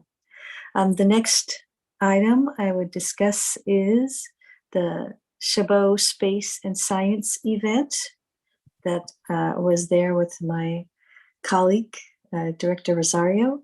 That was a great event as well. We got to talk to some of the other elected officials and talk about the good work they're doing to educate young people and teach them about the importance of paying attention to what goes on up in the sky. So that was really a great event as well. And then on the 25th, went to the workforce diversity meeting and had some great conversations with our staff about some things to work on and work towards. That was a positive meeting, I would say. And then on the 26th, the 26th, I attended the 30 by 30 team event to protect regional land acquisition. Really great presentations by our assistant head manager and the work that she's doing with where she has been asked to be part of this statewide event, and that was also quite impressive. We also, we broke out in groups and had a great time talking to fellow employees about what they'd like to see to get certain things done. That was a very, very positive afternoon. And boy, the weather was beautiful as well. And then on Thursday, October 27th, the next day, I was at the new Pete Stark Eden Landing Reserve. And I don't know if any of you know about that, but those are the renaming of that facility. It's a state land, but right along the coast, right next to us, the Bay Coast. And, they're working very hard to protect the various things that live in that area. And it was so impressive hearing a little something from the members of Pete's family and things he had done over the years. And talking about his interest and love for coastline and how this was a important thing to name in his name because of his concerns about shoreline work. So glad I got to go there. I'm not really able to show this to you very easily, but I have a photo here of some of our staff that they were there as well, pointing out the sign with Pete Stark's name on it now. It also is East Bay Regional Park District because we do work in that part of the bay as well. And then on the 28th, I met with Director Rosario and Lynn on that ad hoc committee on board rules, catching up with some changes. And as Dee said, this is something we should look at every so often. We hadn't looked in a while on this, and it's time to make some positive changes. And then October 31st, which is today, or was yesterday, happy Halloween, everyone. I had a chance, I was invited to meet with one of our new board members, John Mercurio, to sit down and have some discussion about, what we do and things he's interested in. And that was really a very positive meeting. And then I would also just agree with what Director Lane has already said. This is a really important week between now and next Tuesday. And I'm not going to talk about, how you should vote on this and that, although I'd be glad to. But it's important, at the very least, get out there and vote. Very important, some very important things there, and some very important candidates as well. And of course, Director Waspy, we're all cheering for you. Thank you, everyone. Thank you, Ellen. Director Wieskamp. You're muted, Ann. There you No, go. I'm unmuted. Thank you. I attended the finance meeting on the 26th. And I was very sorry to miss the Grazers dinner, but I'm afraid I was not well. I think it's one of the best opportunities I've seen where the Grazers and the staff get together, have an informal dinner, talk casually, get a great staff report. And I think watching it over the years, it's changed. And I think it's been much more interactive than before. And I think that's important because we really depend a lot on those grazers. And I think they respect us, but I think we give them an opportunity there to talk and ask questions and to comment. And I think that is really splendid. I think it's helped the relationship. So I'm glad Beverly and Dee, you were there. I'd like to suggest that someone on staff, recently the Chamber of Commerce in Livermore gave out awards, and one of them was the Emerging New Business of the Year Award to Bay Area Redwood, which reclaims, melds, and refinishes downed urban trees for residential and commercial projects. They got a warehouse in Livermore and a showroom in San Ramon. And I think anything that's helping us, do I think they're going to take all of our excess redwoods that we have to take out? No. But anytime we can get interactive with a company that's doing that kind of thing, I think it's really worthwhile. So whoever would like to, please connect with them. That's it.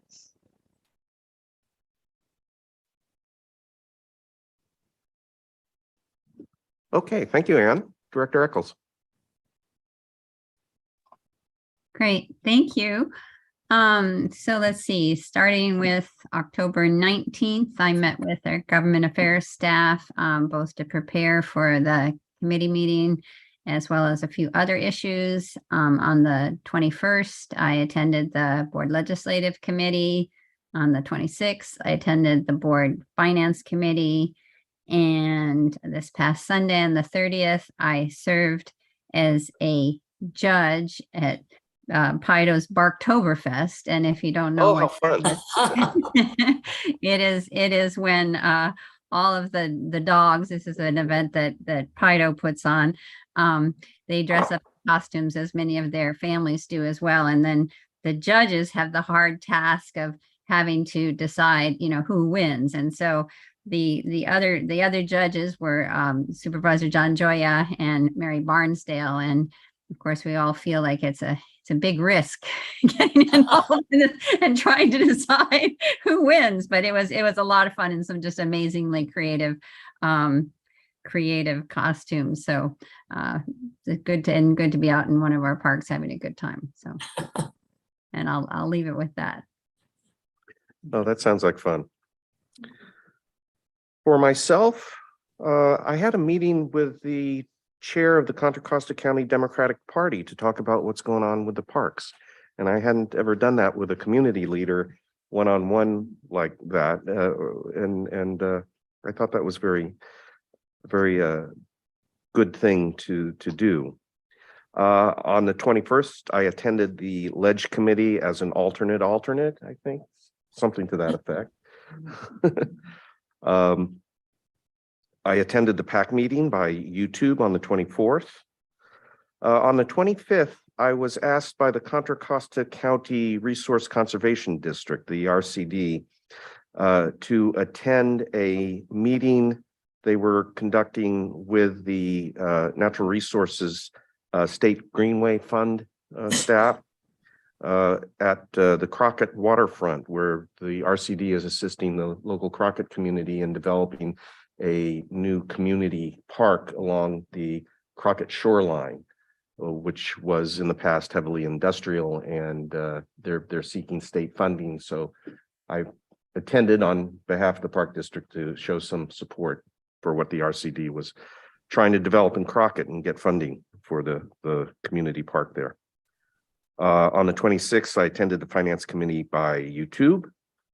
And then on the 28th, attended the Board Executive Committee. And I'll echo what Director Rosario said about the inspirational talk on our participation in the 30 by 30 endeavors on behalf of the state and federal governments was truly inspirational. On the 29th, I attended the Multicultural Wellness Walk at Contra Loma Regional Park, where we had a walk conducted by a naturalist around the reservoir. And yesterday I attended the pre-board prep meeting for this meeting with the general manager. So that does it for me. Are there any other matters for hearing? I'll look around the Zoom room. If not, then we will stand adjourned. Thank you all. A long meeting, but very productive today. Appreciate all the presentations and those of you who allowed us to have this meeting work so well. Thank you. Bye. Bye-bye.